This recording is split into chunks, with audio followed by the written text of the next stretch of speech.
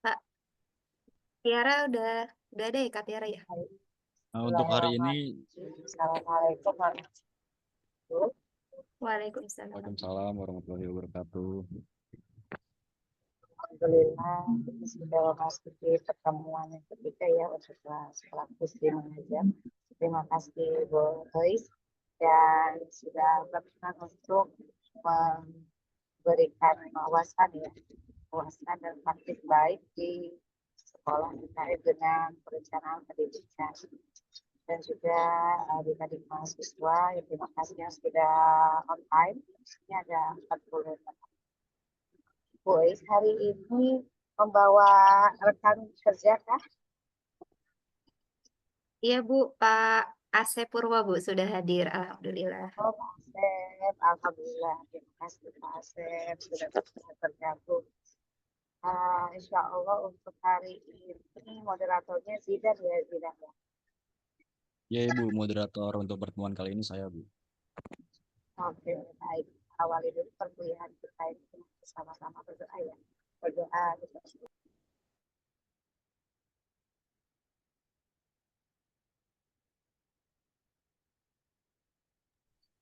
Baik, berdoa selesai. Tidak mau diarahkan ya untuk kegiatan hari ini ya. Silakan di moderator. Baik Ibu, saya izin membuka untuk perkuliahan pada pagi hari ini. Assalamualaikum warahmatullahi wabarakatuh. Selamat pagi dan salam sejahtera untuk kita semua. Yang saya hormati Ibu Desi dan Bapak Martin selaku dosen pengampu mata kuliah latihan perencanaan pendidikan. Dan yang saya hormati Ibu Ais Naini dan Bapak Asep Purwa Setiawan selaku dosen praktisi yang akan memberikan materi pada hari ini. Puji dan syukur kita panjatkan kepada hadirat Allah Subhanahu wa taala karena atas rahmatnya kita dapat berkumpul kembali dalam keadaan sehat untuk mengikuti pertemuan ketiga dari rangkaian kelas praktisi mengajar pada mata kuliah latihan perencanaan pendidikan. Tapi sebelumnya izinkan saya memperkenalkan diri terlebih dahulu. Perkenalkan, nama saya Zidan. Saya dari MP22 kelas C. Di sini saya sebagai moderator untuk memandu jalannya pertemuan pada kali ini. Baik, untuk topik yang akan kita bahas hari ini sangat penting ya teman-teman, yaitu terkait manfaatan rapor pendidikan sebagai sumber data perencanaan berbasis data. Untuk itu telah hadir bersama kita Ibu Aisna ini dan Bapak Asep selaku dosen praktisi yang akan membagikan sedikit wawasan dan pengalamannya kepada kita semua. Apakah Ibu Ais dan Bapak Asep sudah siap, Pak? Insya Iya, Allah. iya, Jadi siap, siap. ini Kak, jadi nanti sekitar 20 menit Pak Asep dulu karena memang Pak Asep Purwo ada kegiatan lain. Jadi setelah itu baru saya. Begitu ya Kak ya?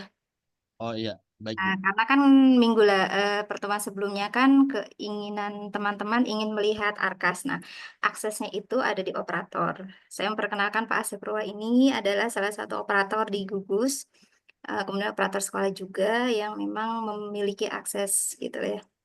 Begitu izin Kak. Ya baik. Baik, mungkin bisa langsung dimulai saja Ibu. Saya persilakan. Baik, Assalamualaikum warahmatullahi wabarakatuh. Waalaikumsalam Selamat warahmatullahi wabarakatuh. wabarakatuh. Baik, rekan-rekan semua, hari ini saya akan menyampaikan apa itu ARKAS ya.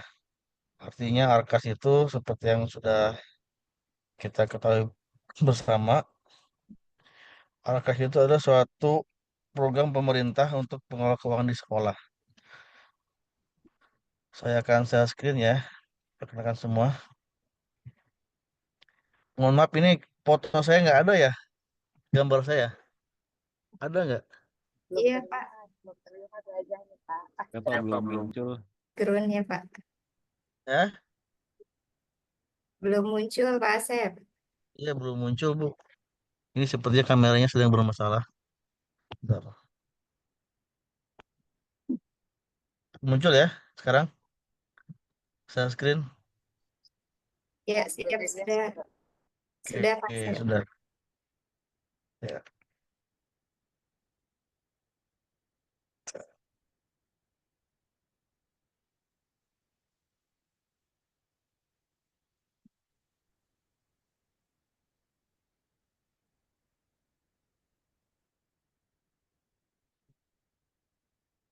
Baik, di sini adalah aplikasi Arkas ya, rekan-rekan semua, di mana Arkas itu adalah aplikasi pengelola keuangan pemerintah daerah, sistem aplikasi yang dirancang untuk membantu pemerintah daerah dalam mengelola keuangan daerah secara lebih efektif dan efisien.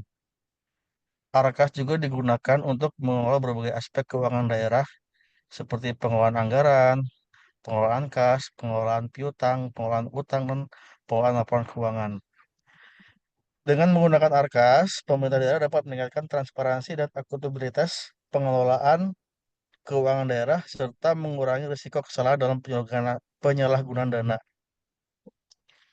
Arkas juga dapat membantu pemerintah daerah dalam membantu keputusan yang lebih tepat dan berbasis data, sehingga dapat meningkatkan kualitas pelayanan publik dan pembangunan di daerah masing-masing.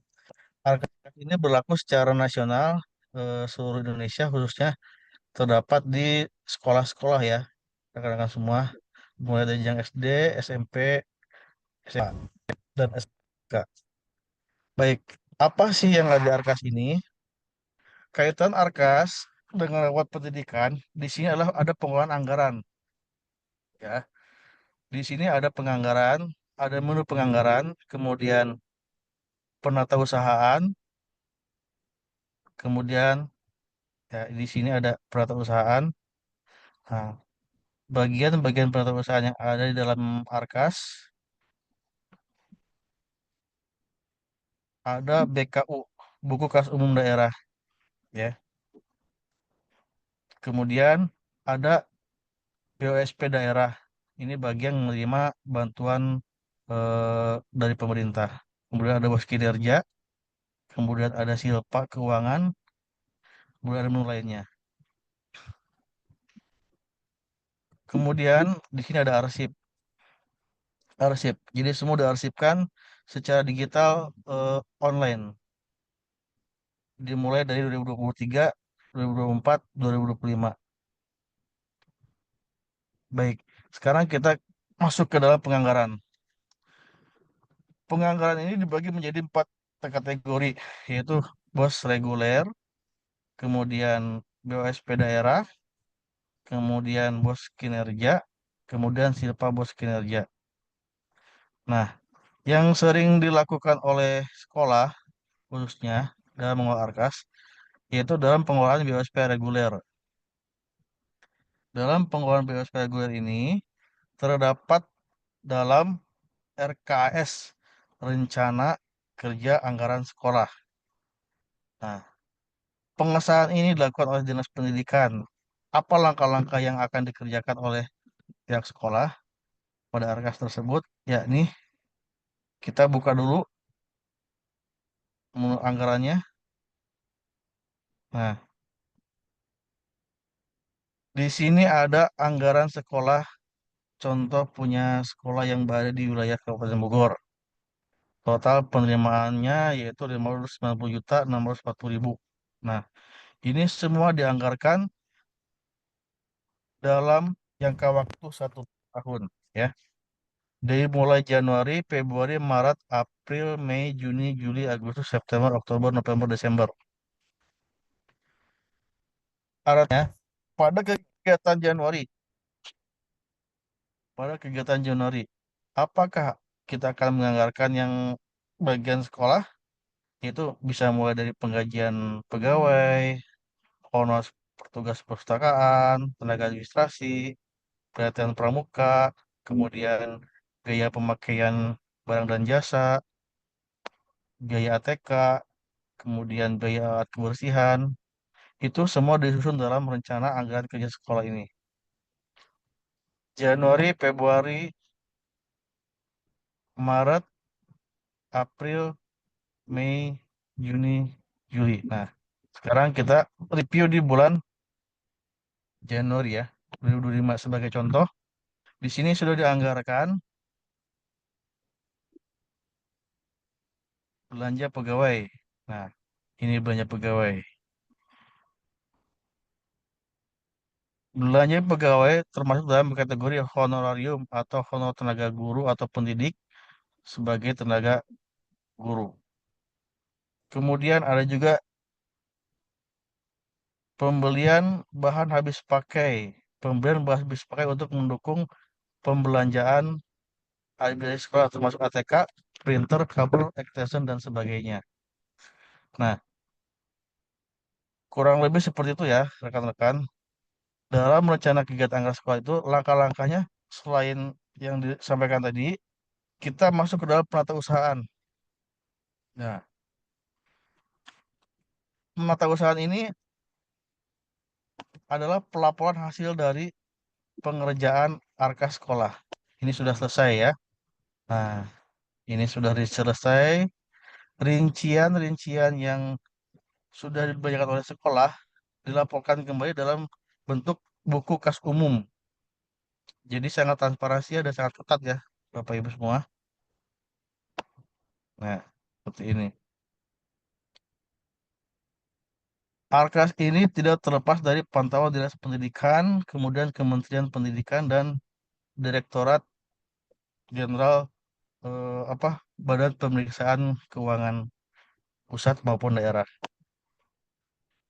Nah, kaitannya dengan rapot pendidikan, jadi dalam pembelanjaan yang ada dalam Arkas ini itu harus sesuai dengan rapot pendidikan yang ada di sekolah masing-masing.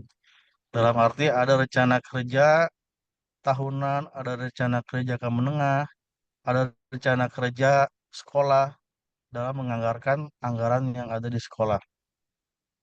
Nah, bagaimana cara melihatnya pada Arkas? Pada setiap melakukan penganggaran, ya. Nah, ini saya buka-buka reguler.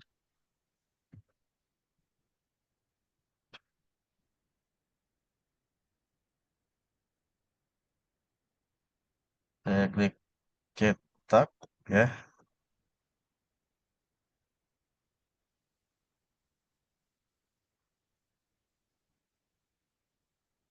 Nah, semua ini dilakukan online ya, teman-teman. Setiap aktivitas Arkas ini, histori kegiatan Arkas ini direkam oleh sistem otomatis. Nah, contoh di sini ada rencana kerja tahunan ya dalam waktu 1 tahun. Hasil pengerjaan Arkas di sekolah. Nah, di sini ada poin-poin. Contoh pembelian semen, pasir, kompot, kemudian dan sebagainya. Ini masuk ke dalam kategori pengembangan standar isi. Nah, kemudian melakukan pengembangan perpustakaan, kegiatan pemberdayaan perpustakaan, terutama untuk pengembangan minat baca peserta didik. Nah, artinya sekolah tersebut menganggarkan untuk pengembangan perpustakaan. Dengan apa? Dengan melakukan renovasi perpustakaan. Misalnya dengan membeli bahan-bahan konstruksi. Nah, poin-poin ini ada juga dalam rapot pendidikan. Jadi apabila rapot pendidikannya diperlukan pembenahan itu dari segi bangunan, dari segi kualitas SDM yang ada di sekolah, itu sudah terancak dan tersistem otomatis. Kemudian ada ada juga pelaksanaan kegiatan pembelajaran ekstrakurikuler, penyusunan kurikulum dengan nominal yang sudah ditentukan. Kemudian ada apa di pelaksanaan kurikulum itu? Menyediakan alat tulis kantor, pembelian kertas, kemudian banner, makan minum rapat kegiatan, konsumsi rapat penyusunan kurikulum, snack rapat kerja penyusunan kurikulum, honorarium, kemudian eh, ada kegiatan dalam pengerjaan penyusunan kurikulum tersebut. Baik, untuk standar proses. Nah, ini semua poin-poin ini itu harus hasil dari adopsi rapot pendidikan.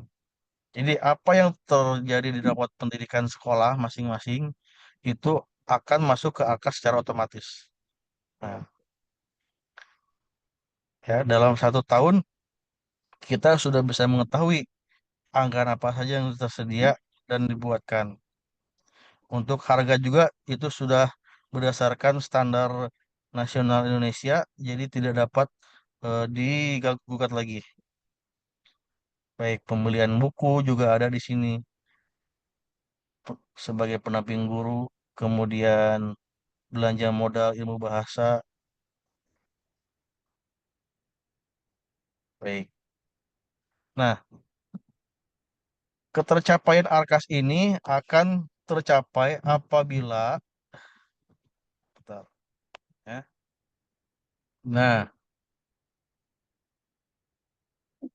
apabila program kegiatan sudah terpenuhi, nah, dari 8 standar.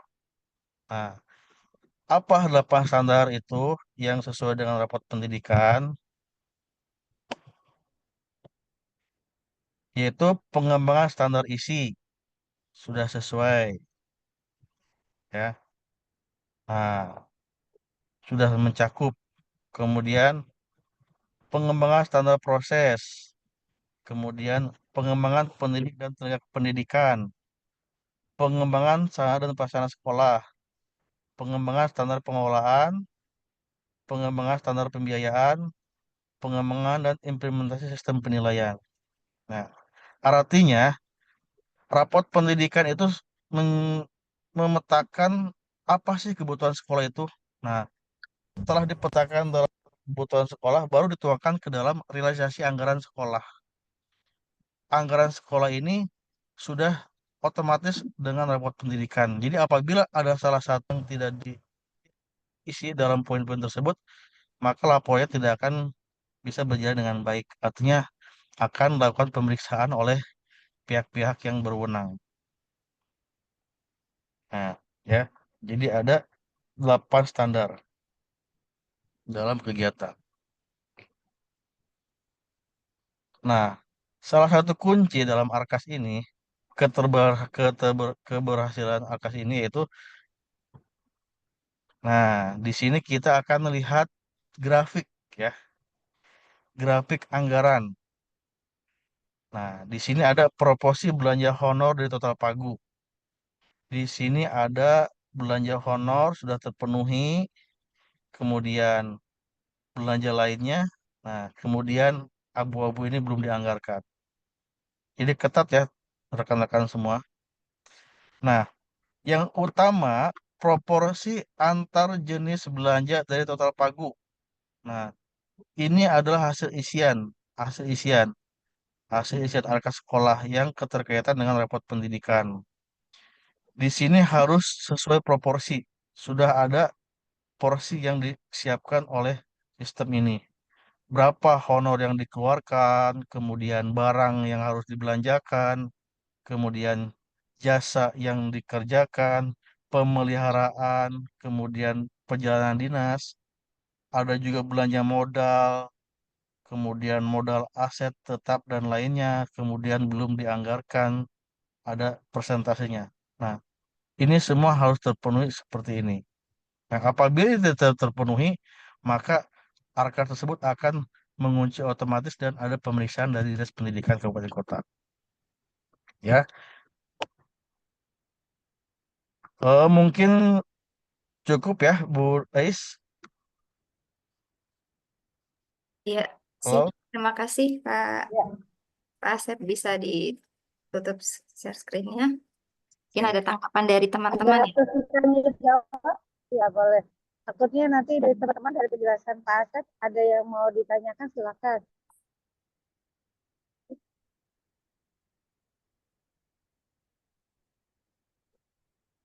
Baik, terima kasih Pak Asep, teman-teman semua. Ada Pak yang Asep, Silakan. Pak Asep izin.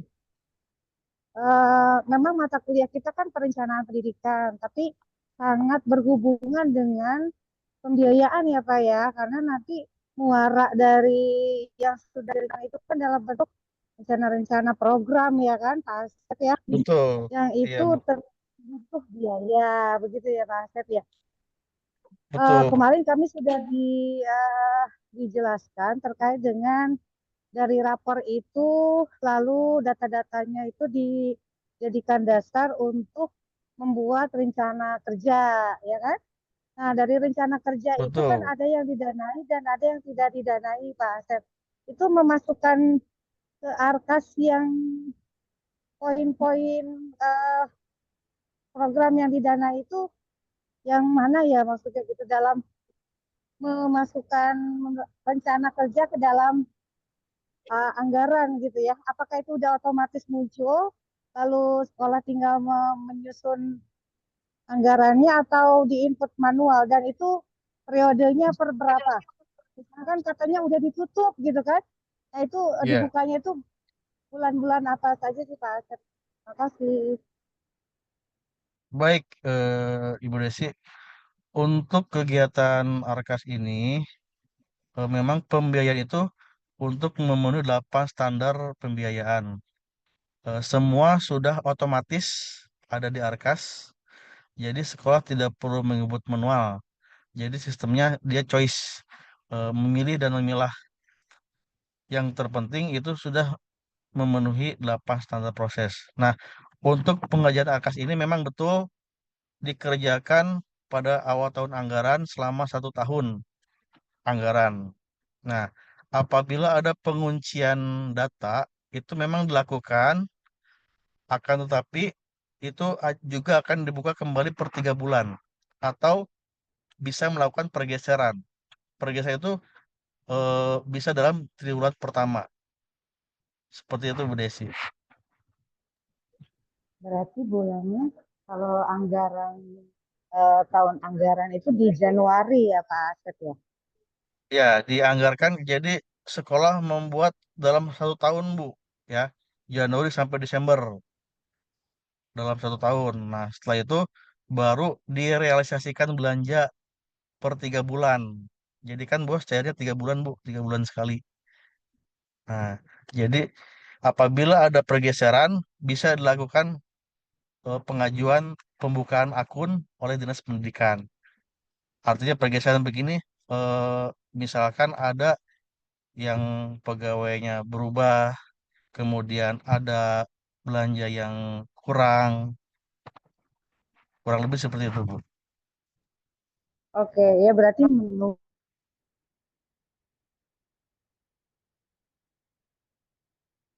sendiri ya Pak. Bagaimana, Bu?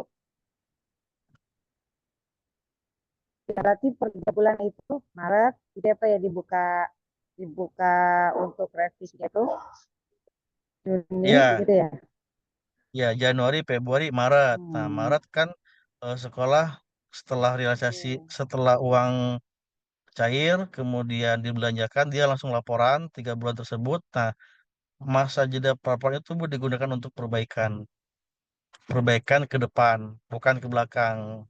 Artinya kan misal nggak mungkin i- dana yang sudah direalisasikan eh, ada pergeseran. Pergeseran dilakukan apabila ada pengurangan dana kelebihan di triwulan berikutnya. Jadi agar seimbang grafik laporan yang ada di 8 standar pendidikan ini, keuangan ini di Arkas. Yang sesuai dengan rapot pendidikan tentunya. Karena kalau nggak menyangkut dengan rapot pendidikan, tidak akan bisa berjalan, Bu. Jadi nggak balance. Jadi kebutuhan sekolah nih sudah ada nih. Rapot merahnya apa? Dia merah di misalnya SDM yang ada di sekolah. Otomatis kan sekolah harus menganggarkan semacam Kombel, kemudian BIMTEK untuk peningkatan SDM. Atau ada juga rapotnya merah di bagian sarana prasarana. Nah, berarti sekolah tersebut harus wajib menyediakan alat-alat yang ada di sekolah. Begitu, Bu. Ya, terima kasih Pak Asep pencerahannya. Sama-sama.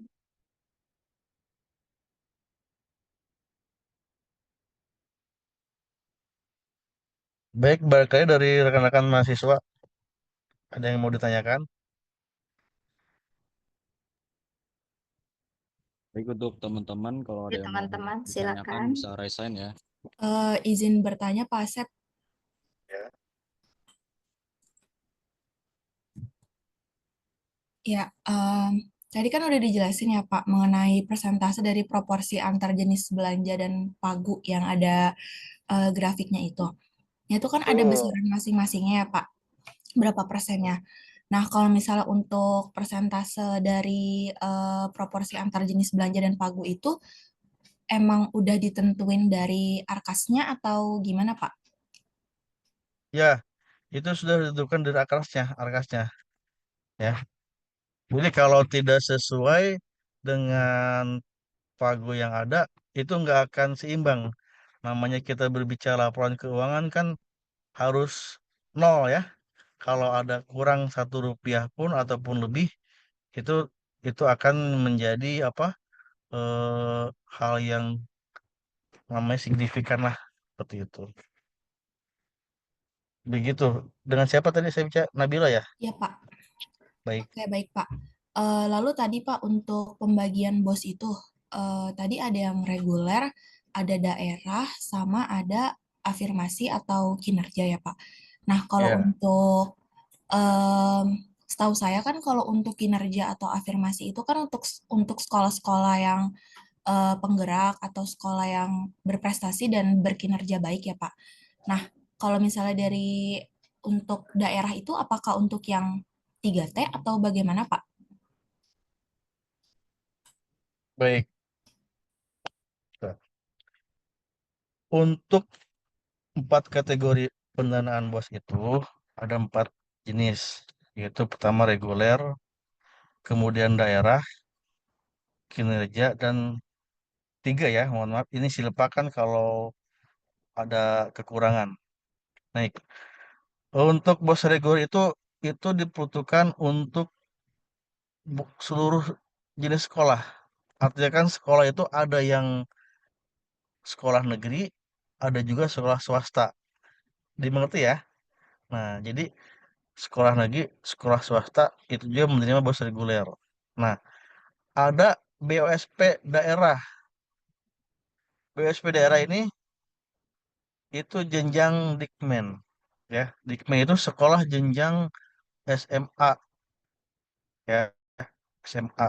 Kalau SD SMP masuknya BOS reguler. Kemudian BOSP daerah masuknya juga SMA. Kemudian BOS kinerja memang betul. BOS kinerja ini diberikan kepada sekolah-sekolah yang mendapatkan rapot pendidikannya terbaik, ya, bukan hanya sekolah penggerak saja. Jadi ketika anggaran dibuat, kemudian kesesuaian pelaporan, fisiknya ada sesuai, dia akan mendapatkan bonus kinerja sama rapot pendidikannya baik. Nah, tambahan bonus kinerja itu diperuntukkan untuk sekolah-sekolah yang rapot pendidikannya bagus, itu akan mendapatkan dana tambahan. Dan itu juga sudah ditentukan nilainya serta peruntukannya. Misalnya untuk ICT, untuk peningkatan teknologi. Berarti wajib tuh sekolah mengadakan pelatihan tentang AI, kemudian pembelanjaan terkait dengan perangkat gadget, komputer, dan lain sebagainya. Ya, seperti itu ya. Mungkin cukup paham ya. Iya, Pak. Berarti kalau misalnya untuk, kan tadi Bapak bilang bos kinerja itu dilihat dari rapor pendidikan. Berarti itu Ya. dari Kemendikbudnya yang merekrut atau sekolah bisa mendaftarkan, Pak? Itu sekolah otomatis mendaftarkan sekolah. Ya, jadi dari sekolahnya ya, itu bisa biasanya tahun kemarin itu kaitannya dengan pelaksanaan ANBK ya, Asesmen Nasional Berbasis Kompetensi. Itu dilakukan jenjang SD, SMP, dan SMA ya, seluruh sekolah. Jadi dari sekolah langsung. Nah, jadi dilihat proporsinya nih, mana sekolah yang eh, mumpuni, kemudian dia sudah sesuai, langsung terbit SK tersebut. Begitu, Kak Nabila Hanafi. Oke, Pak. Pertanyaan terakhir, Pak. Mengenai kan sekarang itu udah eh, benar-benar kayak di Arkas gitu ya Pak, by system gitu kan Pak. Nah, kalau misalnya untuk dana pendidikan itu kan nggak cuma dari BOS aja ya Pak, misalnya bisa dari hibah atau dari eh, dana lain gitu. Nah, kalau untuk dana-dana pendidikan yang bukan berasal dari BOS itu Pak, itu apakah dibikin eh, rencana keuangan sendiri atau bagaimana Pak? Kalau yang bukan dari bos di, itu kan seperti Bapak sampaikan tadi, jadi sekolah itu ada yang negeri dan ada swasta. Ya. kaitannya dengan pemerintah yang mendapatkan subsidi dari dana BOS, itu pelaporannya melalui dana BOS. Nah, ada pula apabila mendapatkan dana hibah. Nah, hibah juga itu sama pelaporannya melalui Dinas Pendidikan Kabupaten Kota. Seperti itu. Itu umumnya mendapatkan hibah itu dari sekolah-sekolah swasta ya, kalau kalau Bapak telah kembali. Karena memang sekolah swasta juga kan dia punya pengelolaan keuangan, itu mesti dilaporkan. Jadi tiap jenjang itu berbeda-beda kebutuhan dan proporsinya. Seperti itu, Nabil. Berarti terpisah ya Pak dengan RKAS Pak, dengan Alkas. Iya, iya, iya, terpisah. Oh iya. Oke, baik Pak. Terima kasih banyak ya Pak. Sama-sama.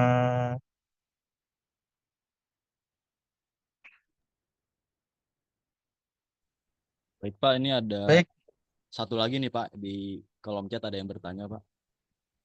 ya, gimana? Dari Najwa Faradisa Pak.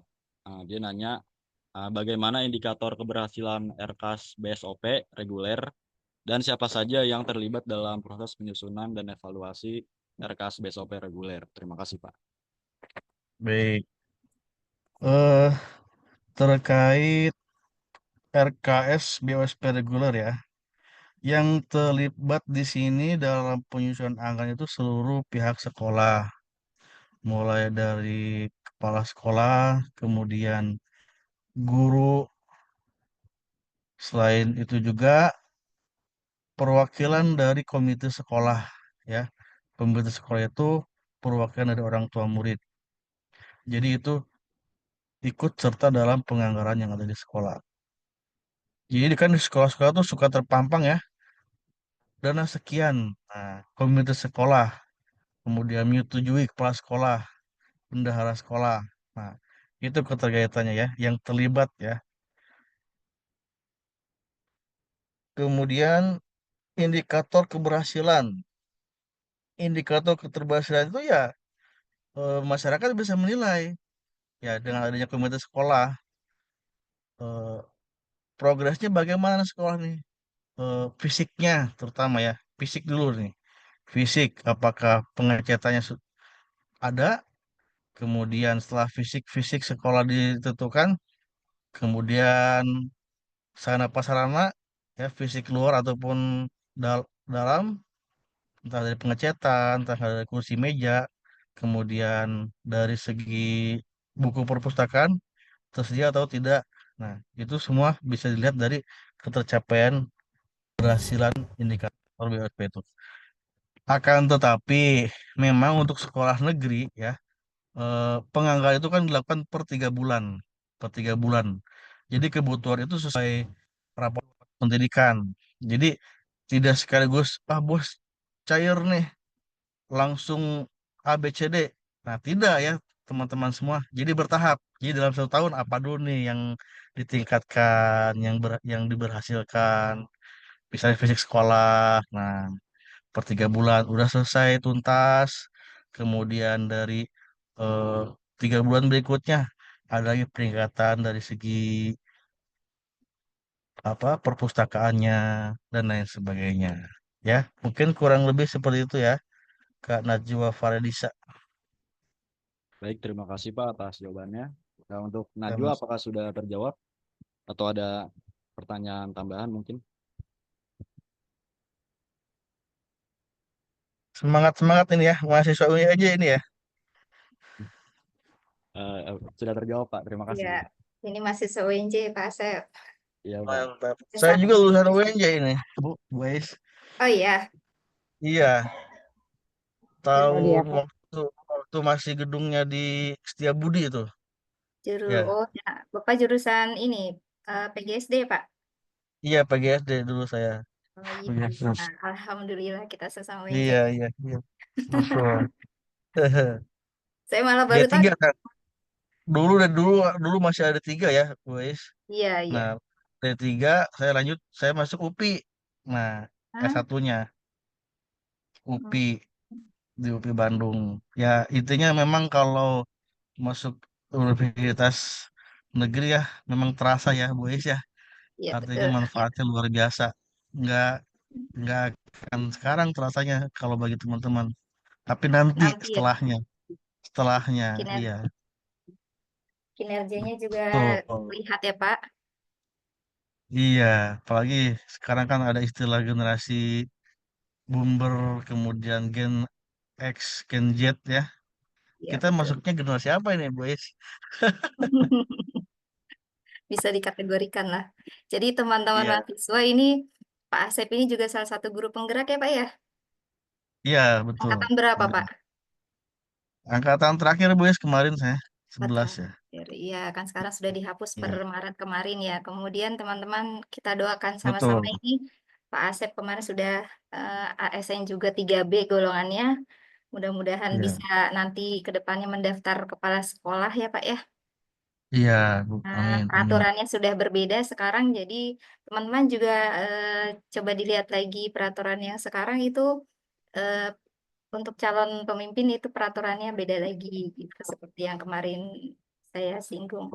Semangat ya Pak Asep, terima kasih. Mungkin ada Baik, terima kegiatan kasih, lagi ya boys. Pak Asep ya. Ya, Ya, Ibu ini boleh izin bertanya satu kali lagi? oh, Pak Asep gimana, Pak Purwa?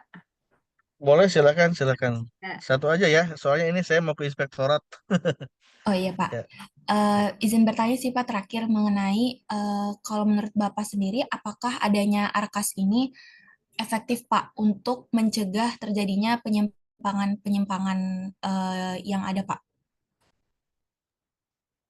kalau menurut pendapat saya sendiri, Arkas ini memang kan backgroundnya sudah didasari dari pusat ya. Jadi bukan lagi brand lokal seperti pada umumnya yang tahun-tahun sebelumnya daerah punya lapangan sendiri. Nah, untuk sistemasi ini kan seperti saya sampaikan tadi, dia real time. Jadi setiap ada kegiatan histori transaksi itu pasti terbaca secara sistematis. Dan juga sudah ada link dengan BPK dan KPK ya, rekan-rekan. Ya kalau menurut saya pribadi sudah baiklah. Jadi untuk mencegah ya dan mengurangi adanya tindakan-tindakan yang kurang apa kurang baik lah seperti itu. Jadi ya bagaimana ya? Memang yang jadi beban itu ketika proses pengerjaannya harus hati-hati, harus sesuai gitu. Karena kan setiap 3 bulan sekali ada pemeriksaan, ada kunjungan dari dinas pendidikan, kemudian dari BPK. Ya, mudah-mudahan di tempat kita nanti semua kinerja kegiatan terkait pelaporan keuangan itu berjalan dengan baik ya, tidak ada hal-hal yang tidak baik. Seperti itu ya. Jadi kalau menurut Bapak sendiri ya sudah baik ya Arkas ini. Hanya memang tantangannya namanya sistem ya, rekan-rekan semua selalu minta upgrade. Handphone aja minta diupdate, ya kan? Entah handphone iPhone lah, Samsung. Arkas juga sama sistem pelaporan ini. Itu bukan pengurangan kalau ada upgrade itu, tapi peningkatan sistem, entah dari kode rekeningnya, anggarannya. Jadi jangan ada keluhan update terus ya, itu tantangannya ya dalam mengerjakan laporan keuangan. Tantangannya. Jadi harus harus memang betul-betul orang yang bisa mengerjakan ya. Seperti itu ya. Terima kasih Baik Pak Asep, terima kasih banyak Pak. sama-sama. Cukup jelas ya tadi ya. Jelas Pak. Baik, Bu Boys, cukup dari saya, Boys ya. Silakan dilanjut. Ya, siap Bu Desi. Sepertinya Pak Asep waktunya karena mau bertemu inspektorat, jadi dicukupkan begitu Bu Desi. Ya, makasih banyak Pak Ya, Asep. terima kasih banyak Pak Asep ya. Sama-sama.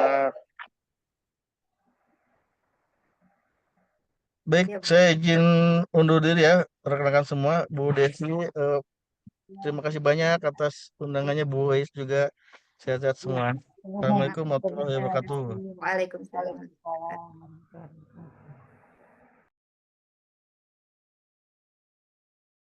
Berarti bisa langsung saya Bu Desi. Iya, mangga Boy. Nah, ya.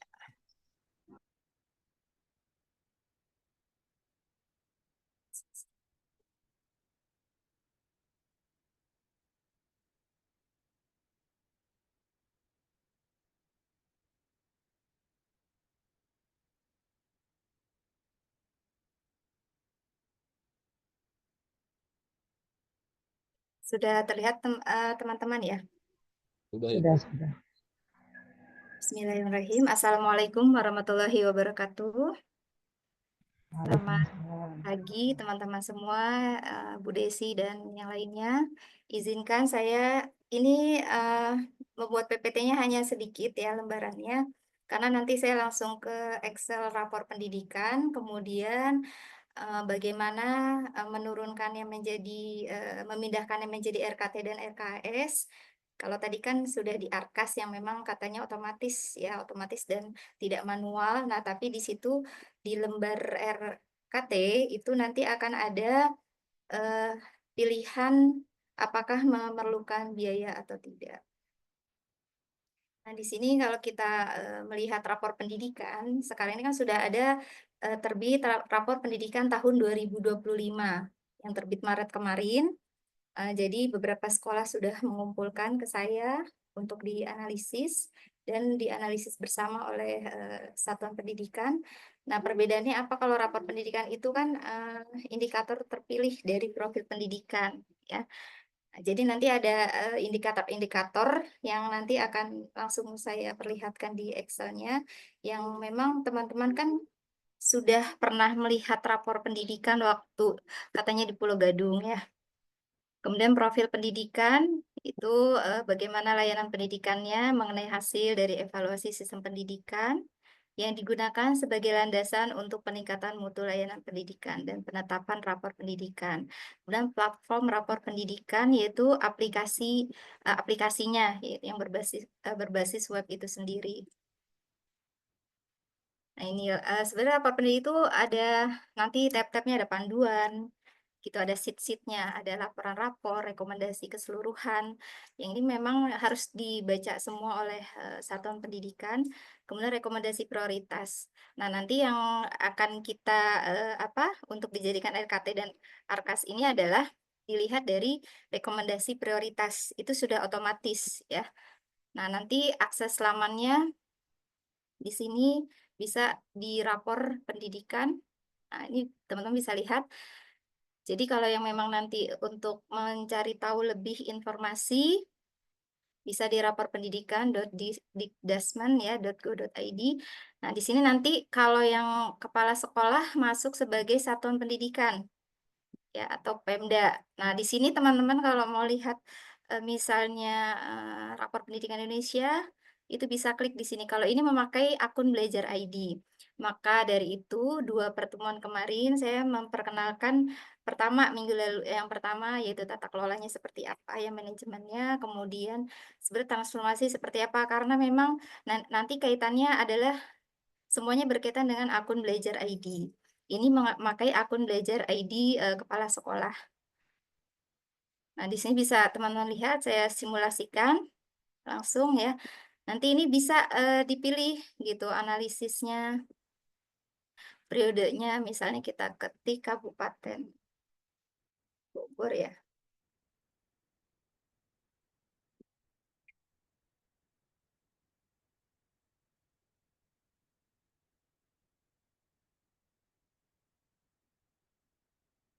Di sini, kita rapor ini salah. Nah, ini wilayahnya misalnya, teman-teman mau lihat daerah mana, DKI Jakarta misalnya. Ini bisa se-Indonesia. Kalau semalam saya coba lihat di yang Jawa Barat, DKI Jakarta, kita mau lihat kota Jakarta Timur. Nah, kita pilih.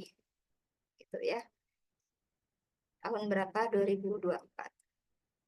Nah, ini nanti kita bisa buka.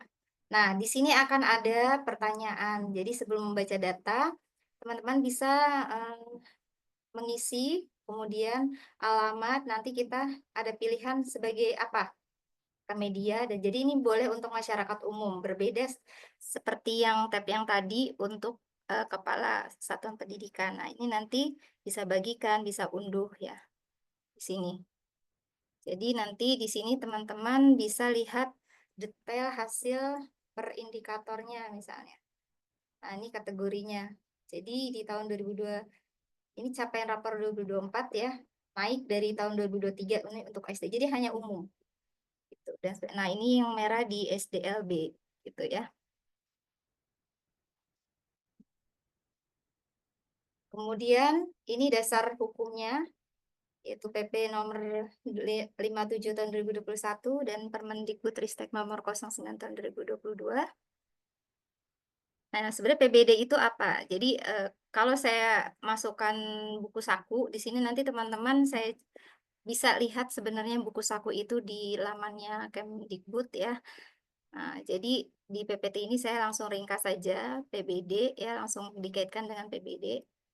PBD itu suatu ini ya apa pemanfaatan data. Jadi dari yang tadi rapor pendidikan nih nanti sebagai bentuk intervensi. Nah, intervensi ini nanti dimasukkan ke dalam kegiatan gitu yang tadi dibaca, nanti kita lihat rekomendasi sekolahnya apa prioritasnya gitu. Nah, nanti untuk apa tujuannya? Untuk perbaikan mutu pendidikan yang berkesinambungan atau berkelanjutan. Ini tujuannya adalah memberikan perbaikan pembelanjaan anggaran serta pembenahan sistem pengelolaan satuan pendidikan yang efektif, akuntabel, dan konkret, disesuaikan dengan kebutuhan satuan pendidikan atau dinas berdasarkan identifikasi masalah yang berasal dari data pada platform rapor pendidikan. Jadi nanti masalah dari atau akar masalah dari satuan pendidikan itu berbeda-beda gitu, dan tiap tahun pun berbeda. Jadi terkadang memang yang melelahkan dan karena memang waktu itu merasa apa ya baru waktu itu ya, banyak kepala sekolah yang mengeluhkannya, kami sudah berupaya semaksimal mungkin tapi kok misalnya kualitasnya masih tetap kuning gitu ya. Nah, karena kan nanti terus ada juga yang mengeluhkan kenapa hanya beberapa siswa saja gitu yang dilibatkan gitu kan. Jadi memang kan tidak dipilih ya, kan bisa aja oh ya udah dipilih yang pintar-pintar, tapi kan tidak, itu data itu langsung dari kementerian untuk peserta KNBK-nya.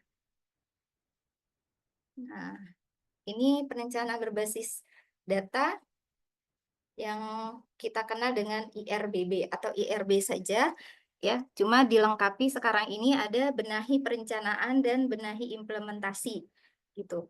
Diawali oleh identifikasi, refleksi. Jadi refleksi itu nanti setelah dikumpulkan data-data, kemudian kondisinya seperti apa, yang kemudian nanti direfleksi ya. Jadi identifikasi itu akar masalahnya itu apa sih gitu, yang terdapat di indikator rapor pendidikan. Kemudian direfleksikan, ditetapkan prioritasnya. Nah, kebetulan di rapor itu sudah ada rekomendasi prioritas ya. Walaupun nanti berikutnya ada kegiatan yang memang diperlukan dilakukan oleh satuan pendidikan, akan tetapi harus yang prioritas itu dulu. Jadi nanti ada urutannya yang berbeda dari masing-masing satuan pendidikan. Nah, kemudian benahi perencanaan. Jadi bagaimana merencanakan peningkatan supaya nanti kualitas target tahun depannya itu menjadi lebih baik gitu ya, lebih menjadi naik. Kemudian implementasi dan hasilnya itu dievaluasi secara berkala atau di Monef ya. Nah, tahapannya ini tahapannya ada 4 ya. Pertama mengunduh ya, kemudian indikator mana nih yang dianggap bermasalah. Yang ketiga, dari masing-masing akar masalah itu dirumuskan solusi. Nah, solusi ini biasanya didiskusikan bersama oleh tim pengembang kurikulum ataupun bersama-sama dengan guru gitu ya. Atau ada partisipasi dari tadi yang disebut dengan komite sekolah begitu. Kemudian yang keempat, nah program dan kegiatan ini dimasukkan ke dalam RKT dan RKAS. Nah, ini ada prioritas Dikdasmen ya, yang tadi ini ada literasi, numerasi gitu ya, karakter, keamanan sekolah, iklim kebinekaan, serta kualitas pembelajaran. Rata-rata memang yang diutamakan ini literasi, numerasi ini ya. Nah, nanti kondisi di tiap sekolah beda-beda gitu. Ada yang sekolah di Binansa itu ada yang rata-rata nih ya, gugusnya ya ini ada iklim kebinekaan. Itu ada yang toleransi budaya dan agama, kemudian kesetaraan gender. Kemudian kualitas pembelajaran, tapi kualitas pembelajaran rata-rata sedang. Tapi untuk literasi tahun kemarin di wilayah kami, kecamatan kami itu ada sekitar berapa ya? 11 sampai kalau untuk binaan saya hanya 2 gitu ya. 2 sekolah yang memang literasinya itu harus diintervensi oleh kami dan pemerintah daerah atau kabupaten. Jadi nama-nama sekolah itu pun sudah ada dari kementerian gitu ya. Kemudian, nah terakhirnya ini ada tahapan monitoring dan evaluasi gitu ya. Caranya, langkah-langkahnya mengunduh, kemudian melakukan review ketercapaian, dan merumuskan rekomendasi perbaikan. Dokumennya RKS ya, metode enggak apa namanya? Metode ini ya, masalahnya.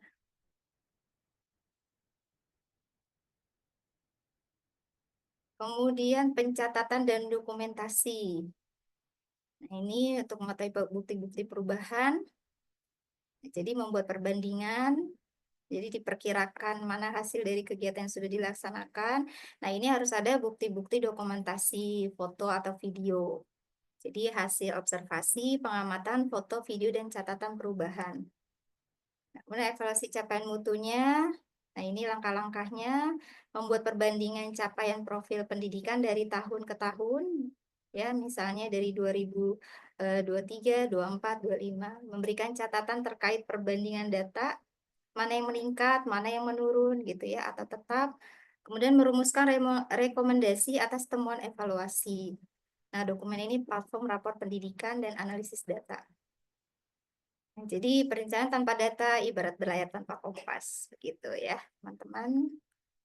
Nah, terima kasih. Sekarang saya stop dulu.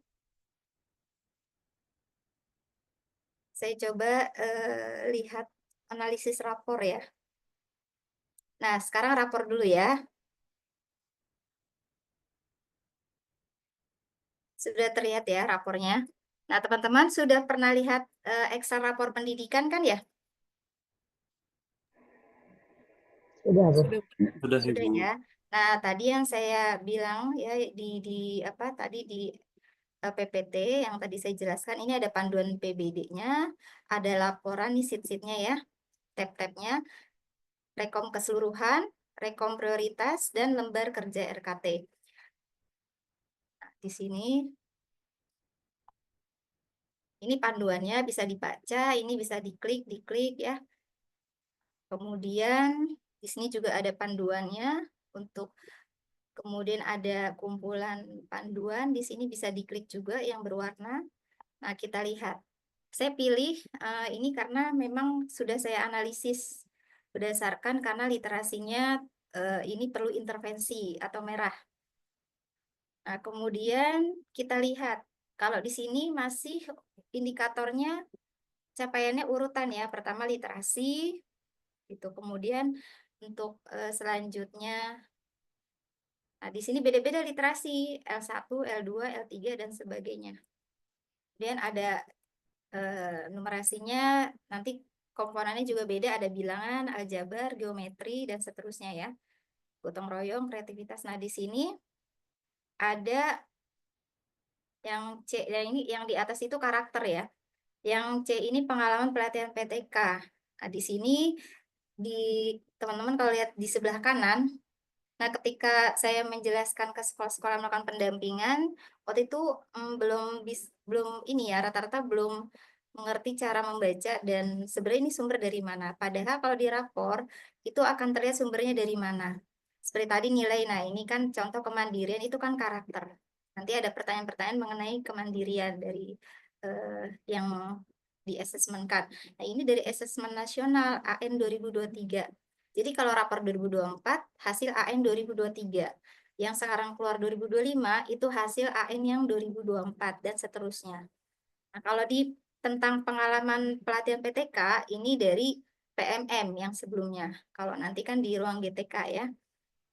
Nah, ini partisipasinya pun kan terlihat di sini. Rata-rata kalau ini negeri, mereka rata-rata menggunakan, tapi kalau yang swasta terkadang ya tidak menggunakan PMM, nanti nilainya di sini bahkan tidak ada gitu ya. Nah, kemudian ada sistem informasi manajemen PKB. Di sini tentang pelatihan ya, yang ada di SIM PKB ini tidak berubah. Kemudian nah yang ada bedanya lagi di sini. Kan ada kesejahteraan D3-nya ini tentang kepemimpinan ya. Nah, ini ada sumbernya. Nah, ini ada sumber dari sumber daya sekolah, Siplah dan Arkas. Contoh ini di E. E ini proporsi pemanfaatan sumber daya sekolah untuk peningkatan mutu. Ini capaian tidak tersedia. Nah, dijelaskan bahwa Satdik Anda tidak menjawab, ya tidak bersedia menjawab. Bisa jadi ini jawabannya atau berdasarkan evaluasi. Saya pun mencari tahu ini kenapa tidak ada gitu ya. Tapi ada yang memang nilainya sekolah tertentu begitu. Nah, ini proporsi peningkatan mutunya. Kemudian pembelanjaan.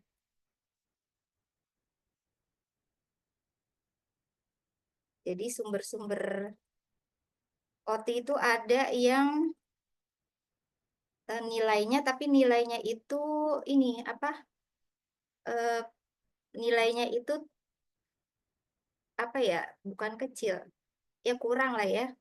Nah, pas saya gali di 2 sekolah, membelanjakannya apa saja gitu. Ternyata untuk peningkatan mutunya rata-rata menjawab hanya membelanjakan buku gitu, karena memang kita ingin memenuhi kelengkapan buku untuk Kumerbu gitu.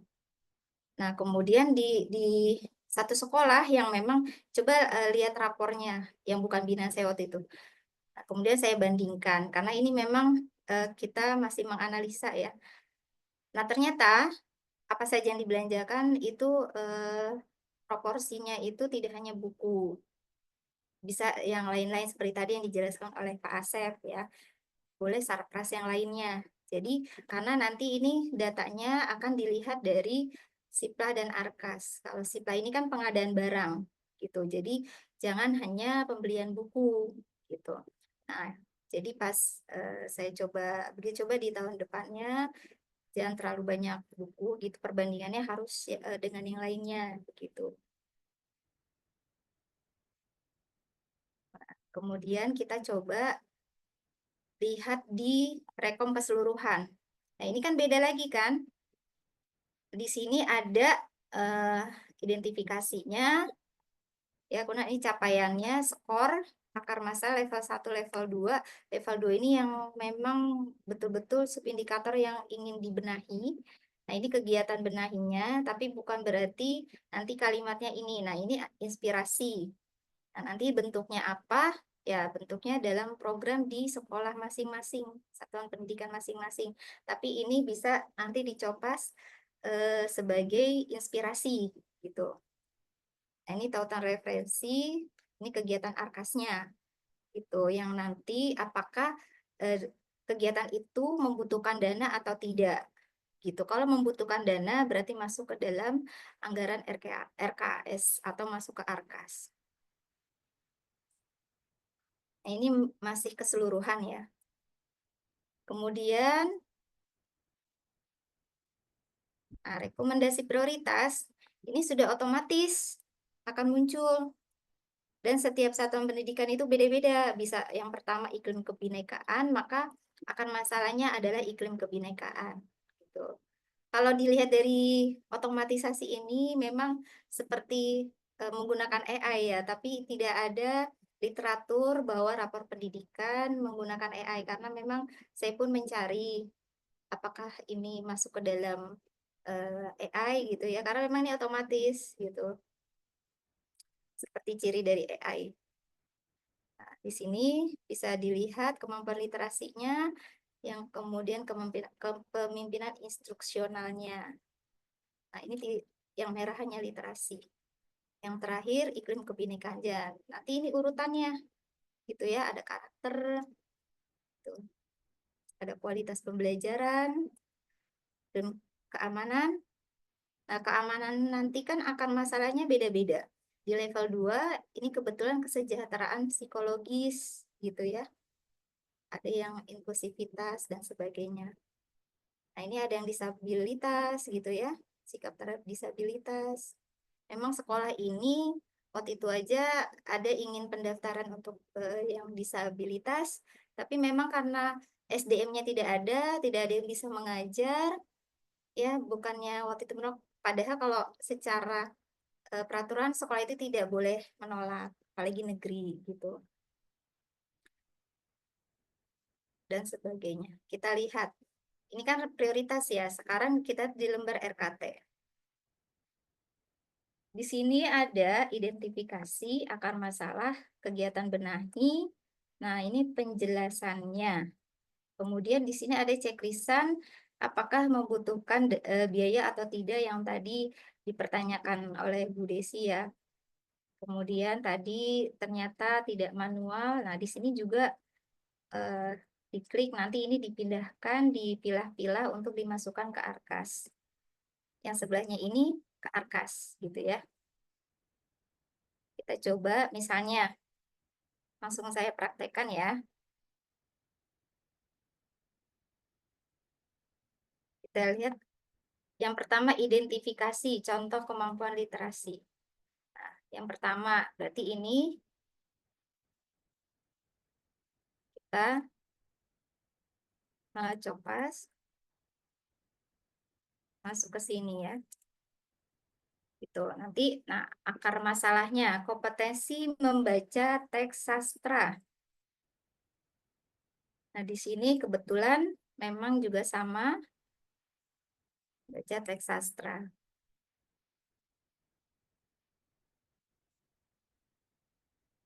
Di kegiatan benahi. Nah, bagaimana menyelesaikan akar masalah tersebut?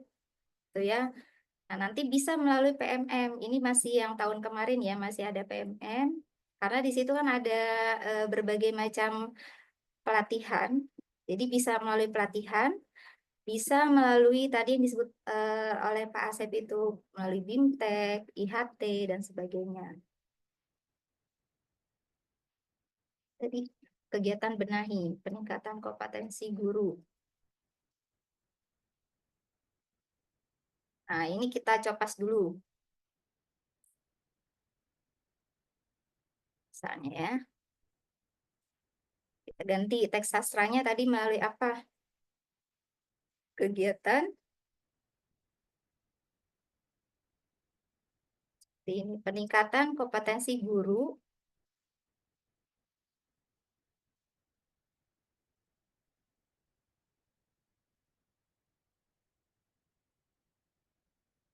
yang menunjang. Nah, jadi kompetensi membaca melalui misalnya melalui BIMTEK gitu ya. Nah, nanti di sini dilakukan apa gitu. Penjelasan implementasi kegiatannya. Misalnya pertama diskusi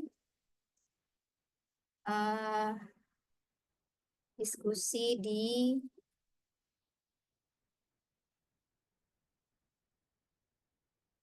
literasi di Ombel. Kemudian melakukan sharing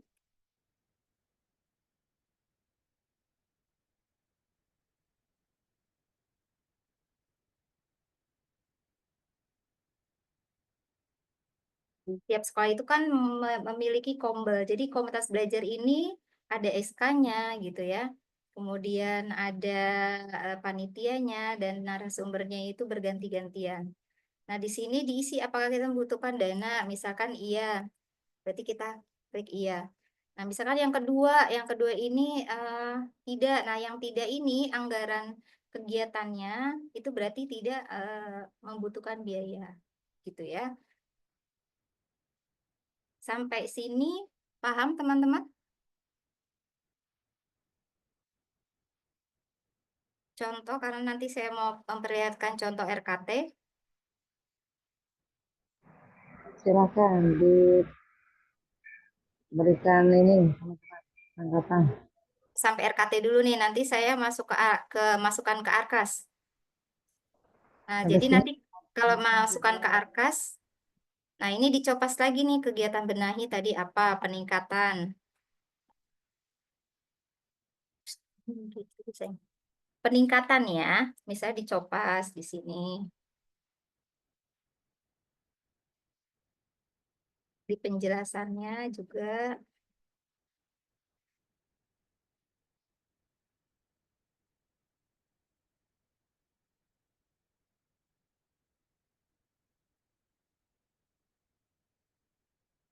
Kan ini sama nih peningkatan.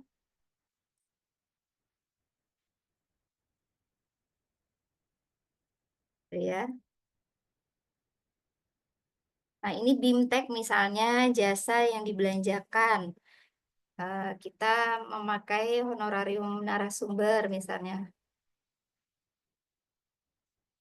Nah, dalam membuat uraian kegiatan Arkas ini nanti disesuaikan oleh panduan BOSP gitu. Kemudian yang ada di Arkas juga, kalau Arkas itu juga otomatis.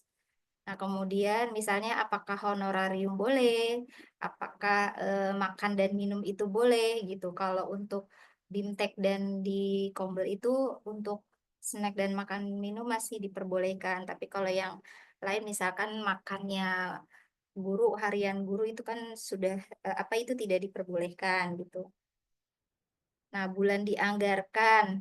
Nah, ini bulan apa? Misalkan tadi kan Pak Asep menjelaskan dari awal Januari.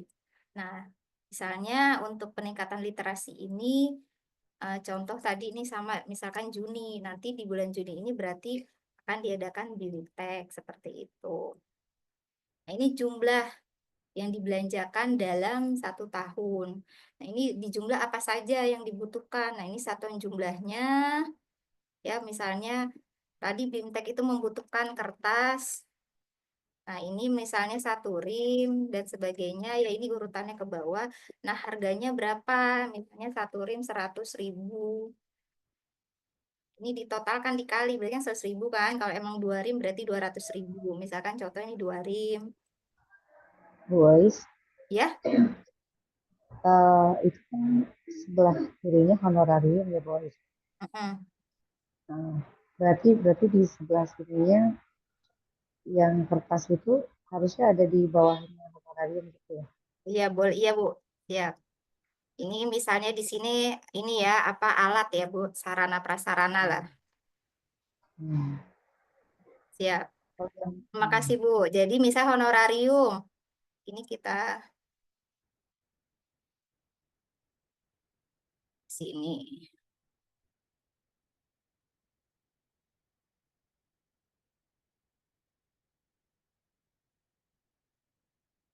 Nah, nanti sarana prasarana ini juga di ini kan ya, didetailkan, dirinci. Nah, misalkan honor narasumber berapa Bu kira-kira misalnya dalam satu misalnya katakan udah 500 aja ya, Bu ya, misalnya ya, Bu. Oke. Satuan dari jumlah yang telah diisi. Misalnya di sini kita pakai 2 narasumber misalnya. Nah, ini di sini 500.000. Berarti kalau 2 narasumber 1 juta gitu. Nah, misalnya 2 kali BIMTEK ini Juni dan apa gitu boleh dalam 1 tahun. Dan sebagainya. Di sini nanti misalnya spidol atau butuh apa lagi gitu ya, kertas yang lainnya untuk apa namanya, untuk diskusi kelompoknya atau peralatan lainnya. Nah, ini dirinci di sini dan sebagainya. Nah, ini jadi dari rekom prioritas menuju ke RKT dan kemudian nanti kalau yang masuk ke lembar Arkas, kalau memang kegiatan tidak membutuhkan dana berarti dia tidak dimasukkan ke dalam Arkas. Misalnya nanti yang di sini melalui PMM, pelatihan di modul gitu ya. Di sini tidak membutuhkan dana karena kalau PMM kan langsung lewat handphone guru masing-masing. Kemudian tidak mau dianggarkan dana juga bisa, atau mau dianggarkan juga bisa. Jadi ketika pelatihan melalui handphone tetap di satu tempat gitu ya, melalui Kombel, nah dimasukkan ke dalam anggaran juga itu bisa. Gitu. Kemudian saya stop dulu, saya coba lihat di analisisnya.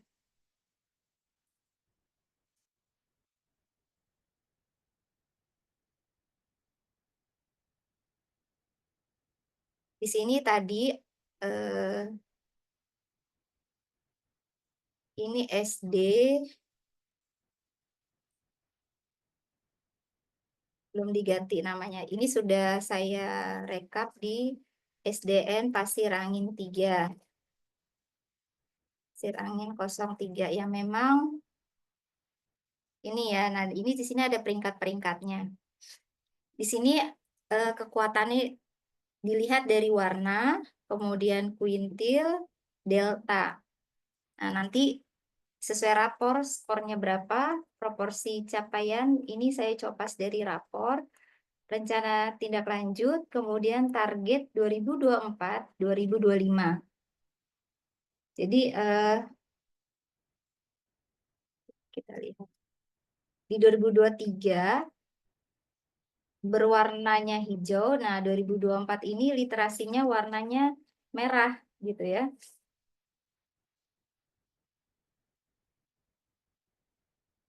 Nah, di sini karena Sebenarnya warnanya merah, jadi itu bisa jadi tesis memerlukan berarti intervensi gitu. Nah, kuintil ini peringkat ini dibandingkan oleh sekolah atau satuan pendidikan di wilayah tersebut di kabupaten maupun provinsi. Jadi peringkatnya menengah 21-40%, di tahun 2024 81-100%. Nah, kalau delta ini pencapaiannya, capaian satuan pendidikan di saat itu. Nah, capaiannya baik, berapa persen? 80% gitu ya. Nah, ini kurang. Kemudian nanti di sini numerasi dan seterusnya. Di sini ada karakter, capaian indikatornya, ada iklim keamanan. voice Iya, itu yang merah peringkat bawah 81-100%. Oh, itu maknanya apa ya?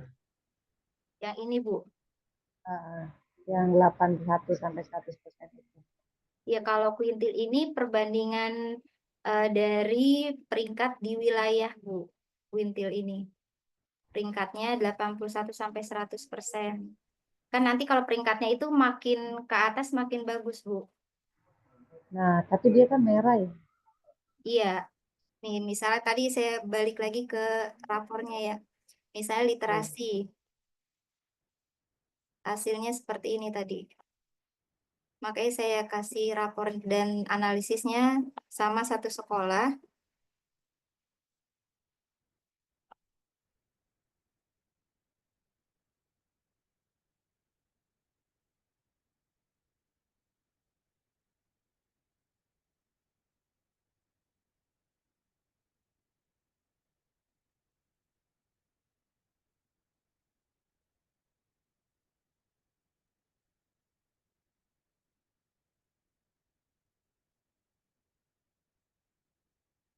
Nah, ini di sini saya copas dari sini kabupaten.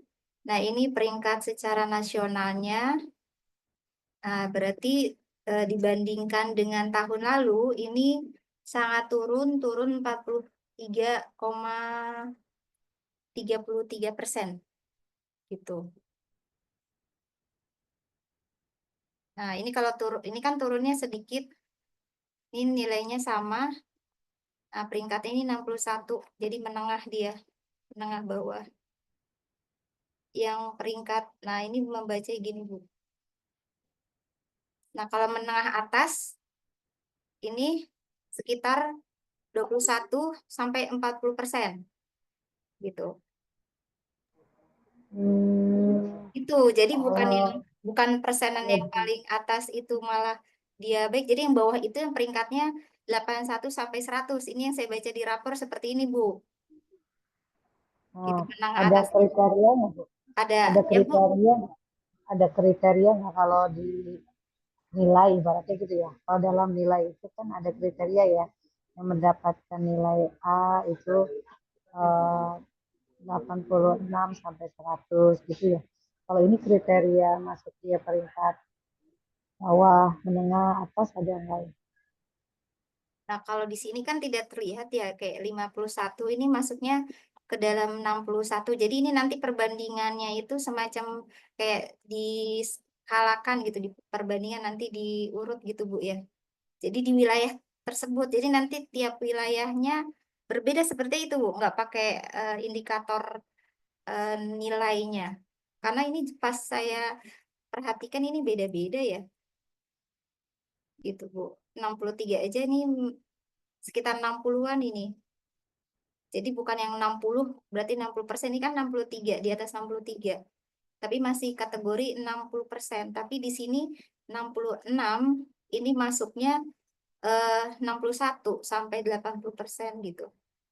Di sini 67 masuk dalam 41 sampai 60. Jadi dibandingkan. Jadi ketika ini ada kekerasan seksual di hasil dari wilayah tersebut, ini kan per wilayah gitu. Nanti ini ada yang nasionalnya, yang di sebelahnya gitu.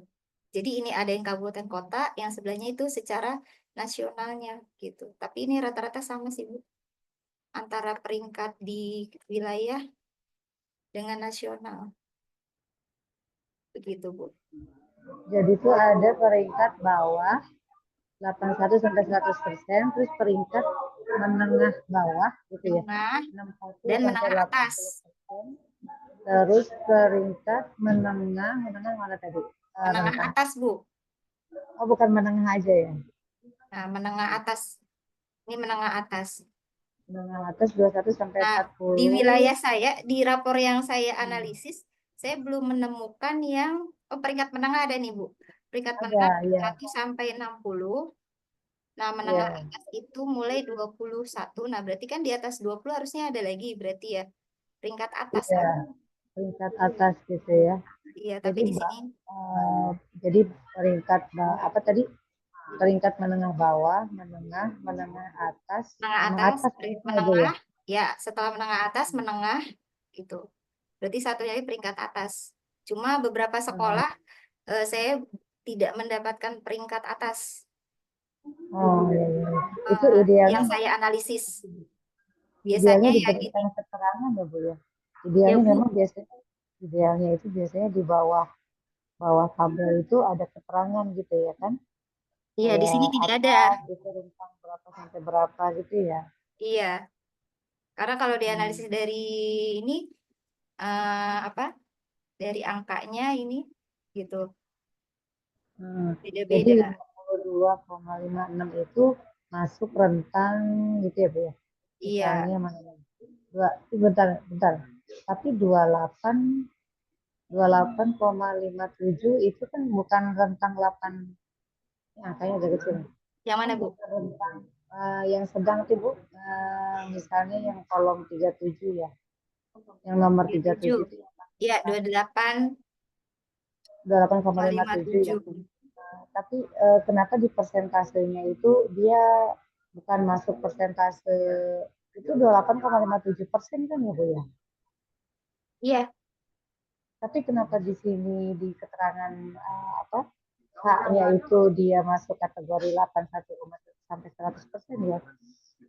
bawah, peringkat bawah Bu nilainya.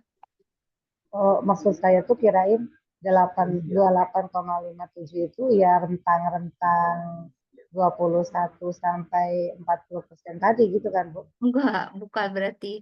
Jadi Berarti ini masuknya ke peringkat memaknai bawah yang 81 sampai 100% begitu Bu kalau di jadi, rapor. jadi makna 81,100% itu tuh apa ya? Kalau dalam konteks dikaitkan ke 28,57 ini, pembandingnya mana ya dia Bu? Yang di sini. Ibu punten, saya kebetulan dapat cara menghitung yang peringkat ini, Bu. Boleh share screen, Bu? Nah, ya boleh. Baik. Ya, silakan. Jadi berdasarkan yang saya baca di Google, saya menemukan PowerPoint ini, Bu. Jadi di situ tuh kenapa ada peringkat-peringkatnya, emang ini sudah ditentukan untuk indikatornya, ini berdasarkan kuintil. Nah, itu tuh benar kata Bu Ois bahwa itu berdasarkan setiap kabupaten, kota, atau provinsi. Karena kan tadi di atas ada peringkat, kalau nggak salah ada penjelasannya ya, secara nasional ataupun secara daerah. Dan itu hasil akumulasi mungkin dari beberapa sekolah. Nah, sekolah tersebut apakah masuk ke dalam kuintil yang mana nih? Peringkat atas kah, menengah, yang sudah tadi dijelaskan atau tertera dalam rapat pendidikan tersebut. Jadi sih mungkin kumulatif gitu ya Bu, berdasarkan di kabupaten, kota, atau provinsi tersebut. Itu dia masuk ke mana berdasarkan hasil ini. Gitu. Itu sih Bu, Coba kalau misalkan jangan dasar PPT yang jangan di saya stop baca di sini. dulu. Jangan di stop share dulu. Coba kita baca ya. Misalnya gitu kan, indikator prioritas S memiliki skor 50. Maka secara peringkat ada kuintil 61 sampai 80. Oh, jadi ada data di atasnya, yang bawahnya itu kuintilnya ya. Iya begitu Ibu. 50 itu 1 sampai 80. Oke, berarti tadi yang 27, katakanlah datanya tadi kan 27 ya. Yang datanya Bu Is tadi 27, kalau tidak salah dia masuk kuintil yang mana? Karena di sini data yang diberikan contoh mulai 43 ya, nggak sampai dari 0 ya. 27 karena di bawah 43 itu, Bu. Nah, itu kan Oh, rentangnya kan dimulai yang 81 sampai 100 itu kan 43, Bu. Nah, nanti makin ke atasnya sana, lagi. yang Karin, tadi tuh. yang tadi angka Karin. Nah, jadi rentangnya ini kan di yang pertama tadi 43, di bawah 43 ini, Bu. Di bawah 43 Jadi itu makanya ya. segitu nilainya. Kan ini 61 sampai 80. Nah, ke sini 81 sampai 100. Makin ke kanan itu 1 sampai 20%, nilainya 87. Kayaknya ada satu Oh, sekolah saya di yang nilainya literasinya bagus, tapi rata-rata kurang gitu. Paling ya tadi nilai rentangnya 20 sampai 40% per indikator begitu, Bu. oke, paham. Ya, Jadi kalau dia tadi ada rentang. 27, berarti ada di rentang yang 43 ini, yang 81 Ya, sampai 100 itu ya, yang bawahnya. ya. Memang ini apa permasalahan yang ada di lapangan begitu. Harusnya dipaparkan ini dulu ya Bu ya, maksudnya si pihak sekolah itu biar paham maknanya, itu dipaparkan ini dulu ya. Tapi rata-rata malah enggak, Bu, malah makanya pas peran kita berubah menjadi pendamping ketika dijelaskan baru akhirnya mereka jelas. Bahkan istilah quintil delta pun sepertinya di lapangan juga belum terlalu memahami. Jadi bahkan mungkin malah operator yang memahaminya, Bu. Kalau Begitu kuintil itu kan kendalanya di dibagi, lapangan. oke, kalau yang kuintil itu kan dibagi per 5 ya, rentangnya itu ya tadi ya. Ya. 1, 3, iya. Oke, Nanti dibandingkan di wilayahnya. ya, sip. Mudah-mudahan ini nanti bisa di ini share ya, itu hari ini ya. Ya, ini juga, Baik Ibu. ya, saya juga Ya, ada tapi cuma memang kendala waktu ya. Jadi saya coba apa-apa. ini yang publish seperti ini. Jadi sama tadi seperti yang dijelaskan gitu. Jadi memang atas itu 1 sampai 20%. Nah, 21 sampai 40 itu menengah atas, pas 1 sampai 60 itu menengah, 61 sampai 80 itu menengah bawah, sedangkan 80 sampai 100 itu bawah. Jadi rata-rata saya juga tidak tahu ya sampai, karena saya baru 1 tahun kan, cuma saya mempelajari juga otodidak gitu ya. Kenapa sampai di satuan pendidikan itu tidak menganalisis secara mendetail, pokoknya ya udah aja program, terkadang program itu copas dengan yang tahun lalu gitu kan. Bahkan tidak tadi menembak dari akar masalahnya gitu. Nah, karena memang kita dikejar waktu dengan yang tadi intervensi, jadi kadang di lapangan seperti itu, Bu. Intervensinya harus ketat gitu ya. Nah, di sini tadi ada yang berwarna merah, kuning, dan hijau. Jadi tadi kalau sebenarnya saya ini mau menjelaskan ini, jadi langsung di rapornya karena apa tadi keterbatasan waktu berbagi dengan Arkas gitu ya.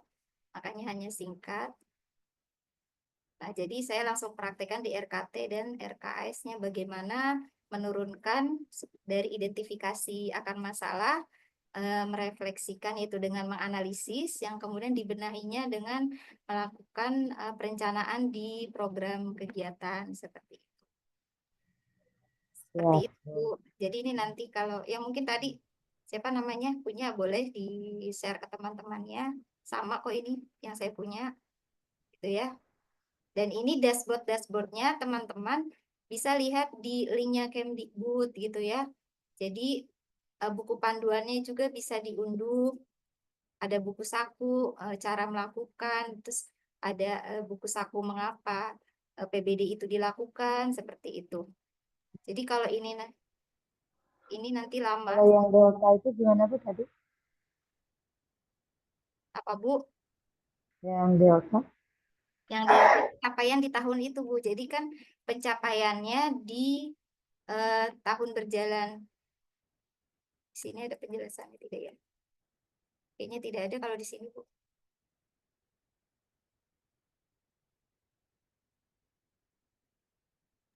Jadi Ibu, saya boleh izin bertanya nggak, Bu? Yang di itu Bu Eis, maaf, yang di Excelnya Bu Eis tadi ya, oh iya ya, kan saya ada stop keterangan dulu. delta ya. Nah, yang boleh ditunjukkan yang dimaksudkan delta itu yang mana? Saya buka rapor berarti Bu ya. Oh yang tadi analisis ya Bu. Nah Iya. ini analisis dulu. Yang masuk ke delta. Nah ini kan disebutkan dia baik, kurang atau sedang. Nah ini dilihat tadi di rapor pendidikan gitu. Yang tadi berapa persennya. Coba kita lihat di literasinya,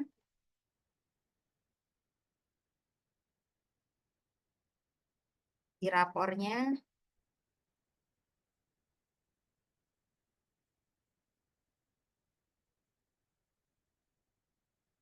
Nah ini capaiannya. Misalnya kemampuan literasinya di tahun 2024 itu kurang. Kurang itu berapa? Nilainya 36,67 begitu. Nah, skor di 2023 itu 80 gitu. Jadi kalau bisa kita minta rapor 2023-nya, rapor pendidikan sekolah tersebut, bisa kita lihat di sini. Bandingan skor rapor itu 2023. Jadi nanti kalau 2025 di sini skor rapor 2024. Nanti dia turun atau naik. Begitu, Bu. Oh iya. Jadi Nah, ini ini kan capaian delta di sini. nah, boleh capaian. Oh, capaian itu delta ya. Ya, nanti kalau di Excel-nya bisa ini ditandain dulu di atas capaian, ditulis, diketik delta gitu. Yang dianalisisnya maaf Bu tadi. Dianalisisnya udah masuk belum ya? 36.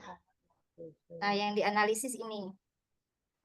Kan kalau dianalisis ada tulisan deltanya kan tadi ya. Ya, ini kita kolom sendiri, Bu. Nah, ini kolomnya kebetulan kita dapat waktu itu dapat pelatihan, kita dipanggil beberapa kecamatan atau sekolah tertentu, ya. Kemudian kita melakukan intervensi dan itu dilaporkan ke pusat, ke pemerintah daerah, dinas pendidikan. Nah, dinas pendidikan juga melaporkan ke pusat karena memang ini nama-nama sekolahnya waktu itu ada data dari kementerian Bu, khususnya untuk literasi waktu itu. Nah, maka Oh dari iya. itu saya menganalisis 2 sekolah. Nah, kalau kaitannya dengan pengelolaan kinerja saya menganalisis 3 sekolah untuk laporan di akhir. Memilih, nanti capaiannya berdasarkan rapor pendidikan yang ada di wilayah binaan saya, Bu. Misalnya kemarin saya tahun ini mengambil kualitas pembelajaran. Nah, kualitas pembelajaran itu otomatis di pengelolaan di ruang GTK itu ada beberapa sekolah. Kemudian saya pilih 3 sekolah yang memang terjangkau oleh saya. Misalkan nanti saya melakukan kunjungan dan pelatihan tentang metode pembelajaran ke guru-guru gitu. Nanti saya harus menganalisis dulu gitu loh. Ini kualitasnya, metodenya berapa persen di tahun ini. Kemudian apa yang saya lakukan dalam mendampingi sekolah tersebut. Jadi ini seperti apa ya? Kejar-kejarannya tuh bukan hanya di tingkat bawah guru saja yang memperbaiki dan akar masalahnya dari rapor pendidikan. Kepala sekolahnya pun di satuan pendidikan dan kami pun sebagai pendamping itu juga turut andil dalam pendampingan tersebut, Bu. Iya, baik. Terima kasih, Bu. Ini udah jelas tadi ya ada 36,67% ya, Bu Ya, ya. ini bisa ke arah ke samping, bisa ke bawah. Ini kebetulan memang formatnya dari sana ya, Bu. Dan teman-teman Iya, nggak apa-apa. gitu. Ya, Aman-aman. Sebenarnya ini bisa Ibu jadikan tesis loh, Bu. Yang dimaksudkan kami itu yang seperti ini, Bu. Jangan sampai rapor itu hanya sebatas data gitu ya, tidak dianalisis, tapi ternyata sudah sampai ke sini ya, sudah sampai menganalisis ya. iya Bu, jadi memang awalnya itu harusnya analisis dulu, yaitu analisis. Jadi setelah diidentifikasi, dianalisis. Jadi analisis ini termasuk ke dalam refleksi, yang tadi refleksi tadi. Nah, nanti membenahinya ya itu tadi intervensinya dalam bentuk kegiatan apa, kemudian implementasinya itu ya harus ada evaluasi berkala. Seperti Oh, itu. Jadi ada yang tadi modelnya. jadi yang menganalisis itu tadi satuan pendidikan bukan pengawas yang merefleksi tadi itu yang membuat Kita analisis. bersama-sama waktu itu, Bu. Kebetulan karena memang waktu itu laporannya untuk pusat. Jadi memang harus ada laporan intervensi yang dilakukan oleh pengawas di kecamatan, gitu. Kemudian setelah itu kita intervensi ke sekolah. Jadi waktu itu kita kumpulkan di kecamatan.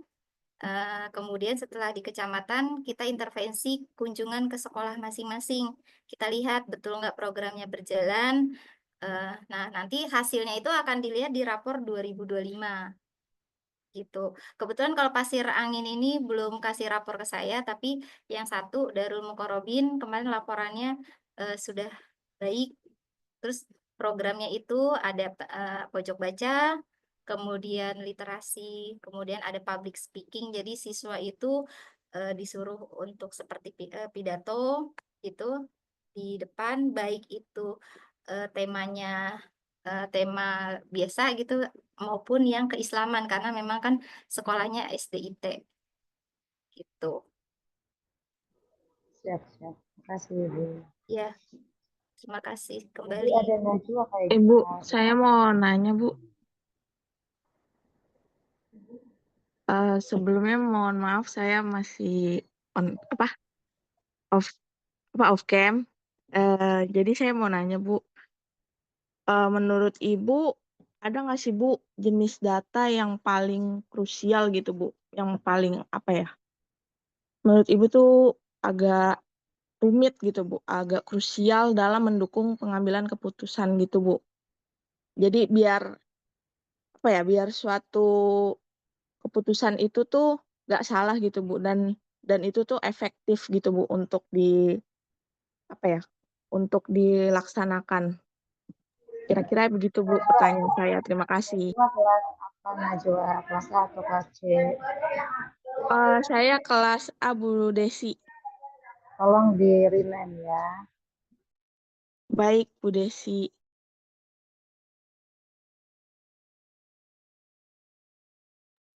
Ya, terima kasih. Ini pertanyaannya sepertinya saya sulit menjawab ini.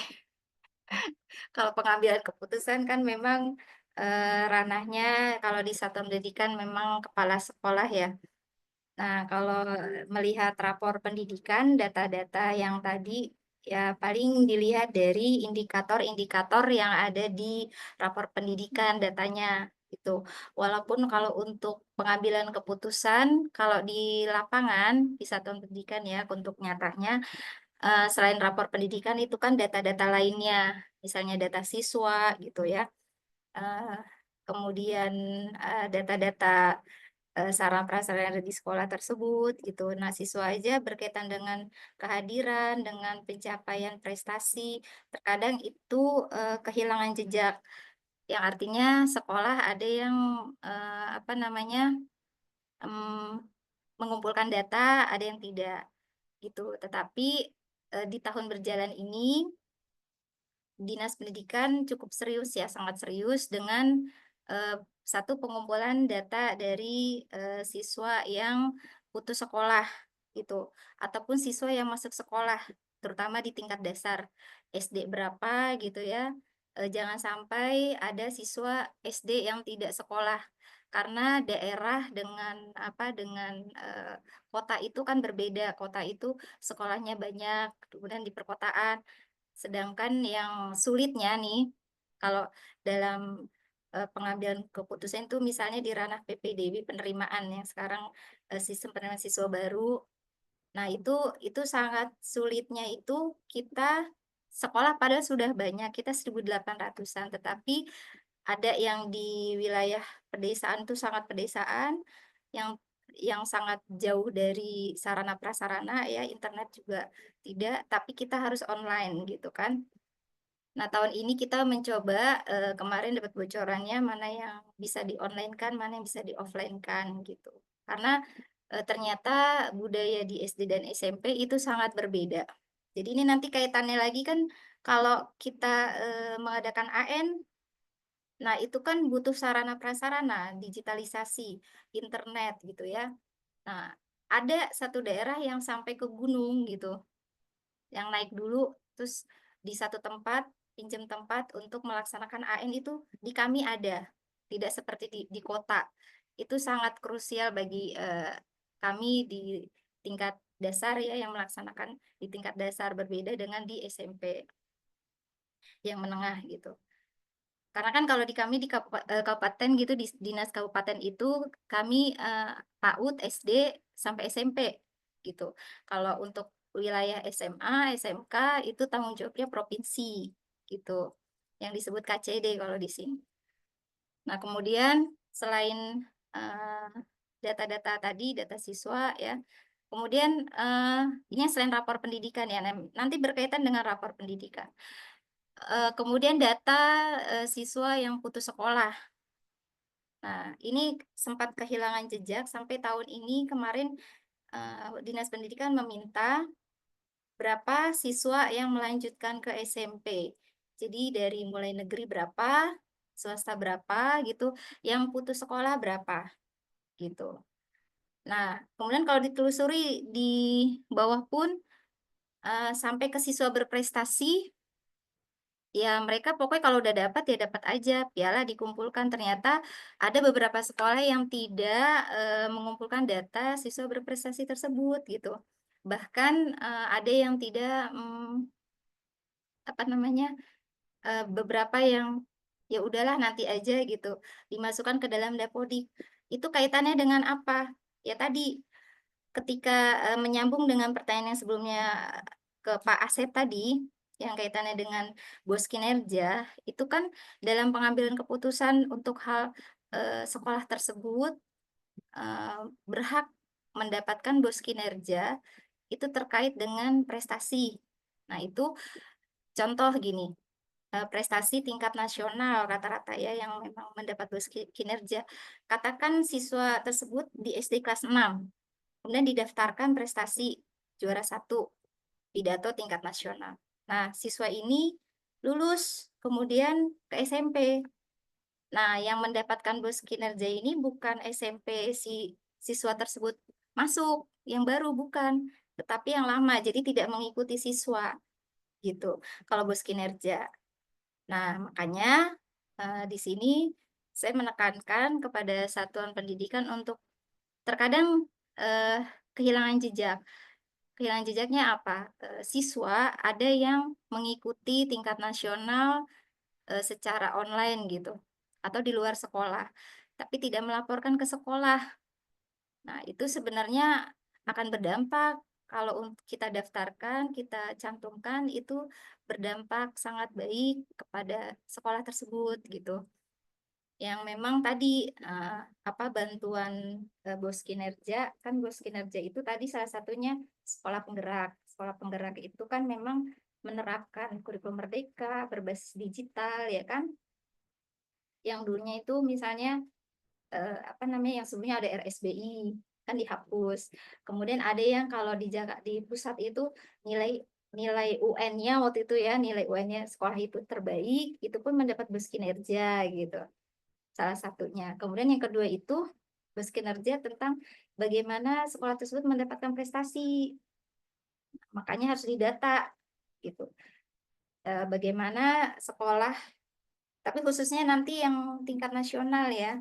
Kemudian bagaimana menjadi tadi yang sekolah kemajuan terbaik. Kemajuan terbaik itu yang dilihat tadi misalnya rapor pendidikannya gitu ya.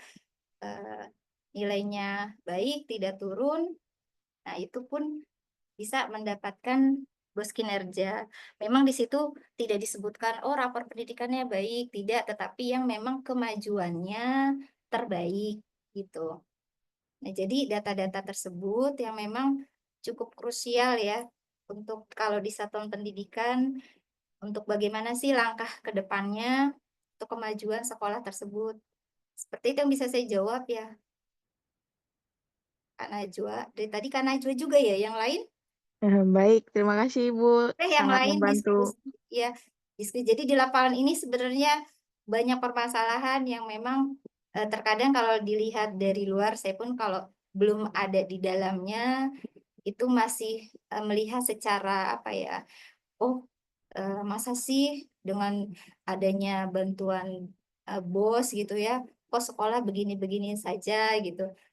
Tetapi ternyata tadi penganggarannya di dalam Arkas gitu ya, penata usahanya itu kan memang ada aturan-aturannya. Mungkin Bu Desi bisa membantu menjawab. Silakan Bu, dengan keterbatasan saya. Izin bertanya, Bu Ais. Boleh, siapa ini? Nabila. Oh, Nabila. Ya, tadi Nabila juga, ini Najwa. Semua ya Bu Desi yang bertanya. Ya, izin bertanya, Bu. Setahu saya itu kan kalau misalnya, saya juga baru tahu ya, Bu, ternyata dana bos itu ada 3 ya, Bu. Jadi nggak cuma reguler, tapi juga ada dana bos kinerja, yang tadi juga Pak Asep jelasin. Nah, setahu saya juga kalau misalnya untuk sekolah yang udah dapat dana bos kinerja itu, mereka tetap dapat dana bos reguler ya, Bu. Nah, memang bos kinerja ini kan setahu saya tujuannya untuk meningkatkan mutu pendidikan dari sekolah itu sendiri kan, Bu. Nah, kalau misalnya sekolah sudah dapat dana bos reguler, dapat dana bos kinerja juga, apakah ada kemungkinan terjadi ketimpangan, Bu?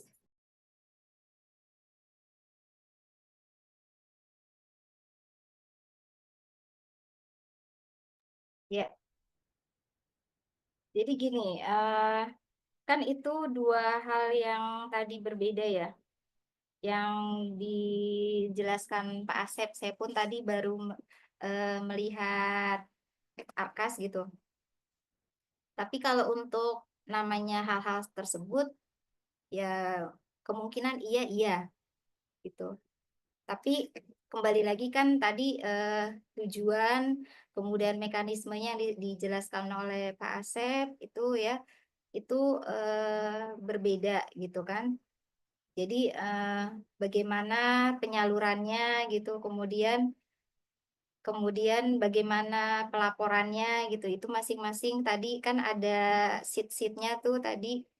Kalau saya kan bukan bukan di bidangnya seperti Pak Asep tadi ya. Tapi kalau dilihat di lapangan, yang memang kita lihat beberapa permasalahan itu bisa terjadi. Kenapa? Itu tadi misalnya tidak memenuhi kriteria dari misalnya yang dibelanjakan gitu pengeluarannya gitu. Tapi kan kembali lagi eh, semua ada di manajemen bos. Nah, manajemen bosnya ini ada di Dinas Pendidikan seperti itu. Dan saya sebagai pengawas tidak masuk ke dalam tim tersebut. tim tersebut ada di manajemen BOS di Dinas Pendidikan. Kami hanya sebagai pendamping seperti tadi, merencanakan, kemudian masuk ke RKS, kemudian nanti kami mengingatkan. Tugas kami mengingatkan, misalkan tadi, oh sebentar lagi dikunci gitu, tapi nanti di grup operator juga mereka diingatkan ketika itu. Jadi karena kan mereka punya grup sendiri ya. Jadi kemungkinan ketika memang terjadi ketimpangan, itu mereka bisa menyiasatinya, segera menyiasatinya. Karena sebelum di pemeriksaan inspektorat, mereka direkon dulu oleh Dinas Pendidikan gitu. Tim Dinas Pendidikan datang ke kecamatan, menemui kepala sekolah dan para operator gitu. Ketika kita diminta mendampingi ya kami mendampingi, tapi ketika tidak ya kami tidak mendampingi gitu. Gitu Kak. Kalau memang ketimpangan ya bisa, tetapi ya bisa disiasatinya strateginya seperti itu. Karena sebelum ada pemeriksaan, diperiksa dulu, istilahnya kalau di kami itu direkon dulu ya.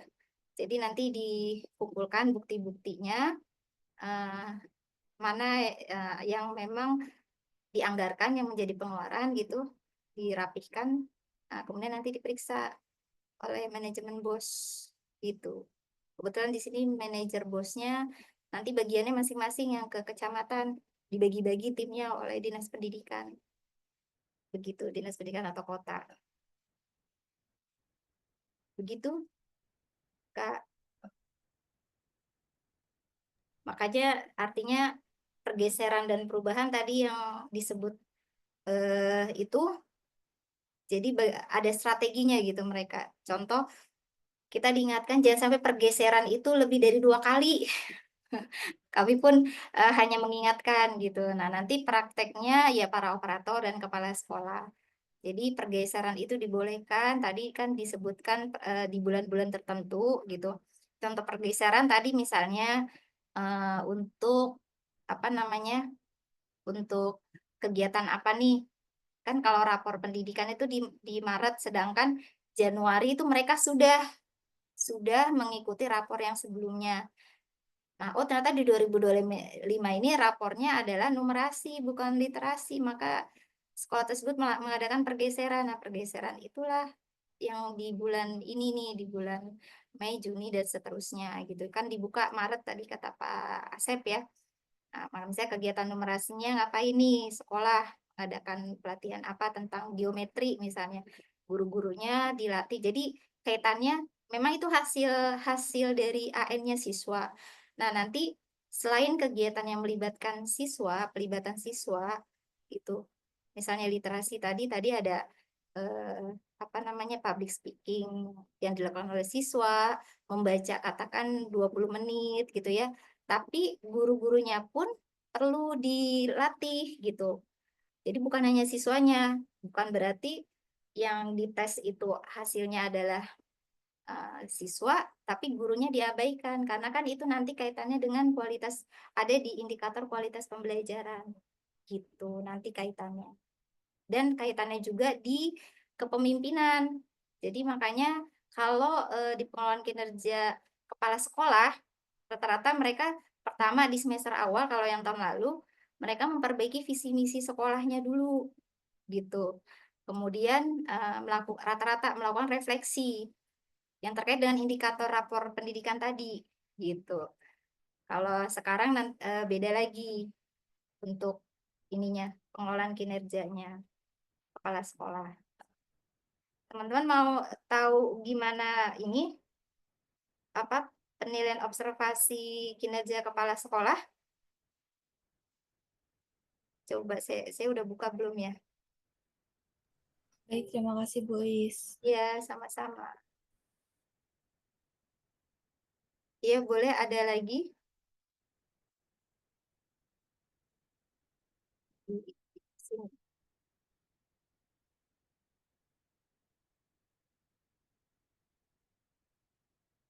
Ya, boleh yang lainnya.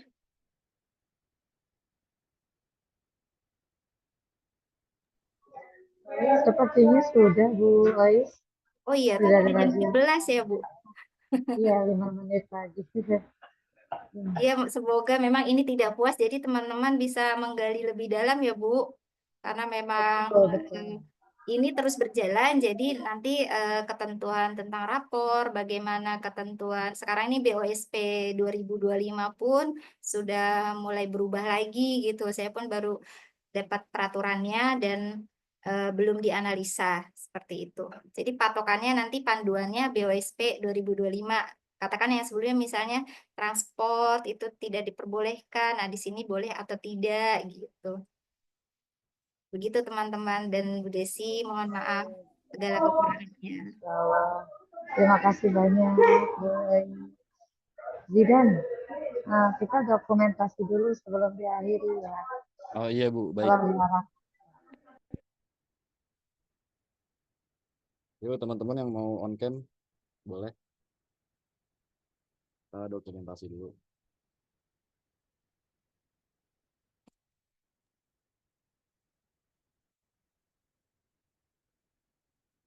Baik, untuk slide 1.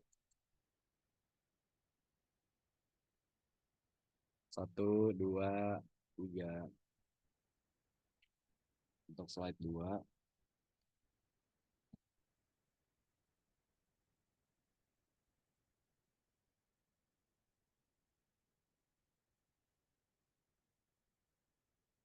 Sudah Ibu?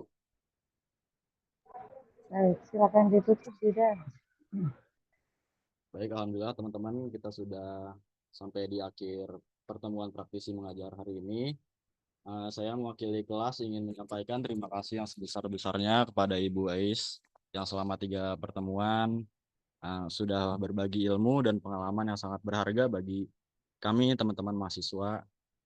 Semoga apa yang sudah disampaikan bisa kami manfaatkan baik di perkuliahan maupun di lapangan nantinya. Terima kasih juga untuk teman-teman yang sudah aktif dan mau mengikuti kelas praktisi mengajar. Dan saya juga ingin mohon maaf jika ada kata atau sikap yang kurang berkenan. Terima kasih, sekian dari saya selaku moderator. Assalamualaikum warahmatullahi wabarakatuh. Waalaikumsalam. Terima kasih Bu Desi, Kak Zidan, dan teman-teman lainnya. Terima kasih, Bu. Izin Terima kasih, Bu ya. Desi. Semangat ya. Terima kasih, Bu Ais. Sama-sama.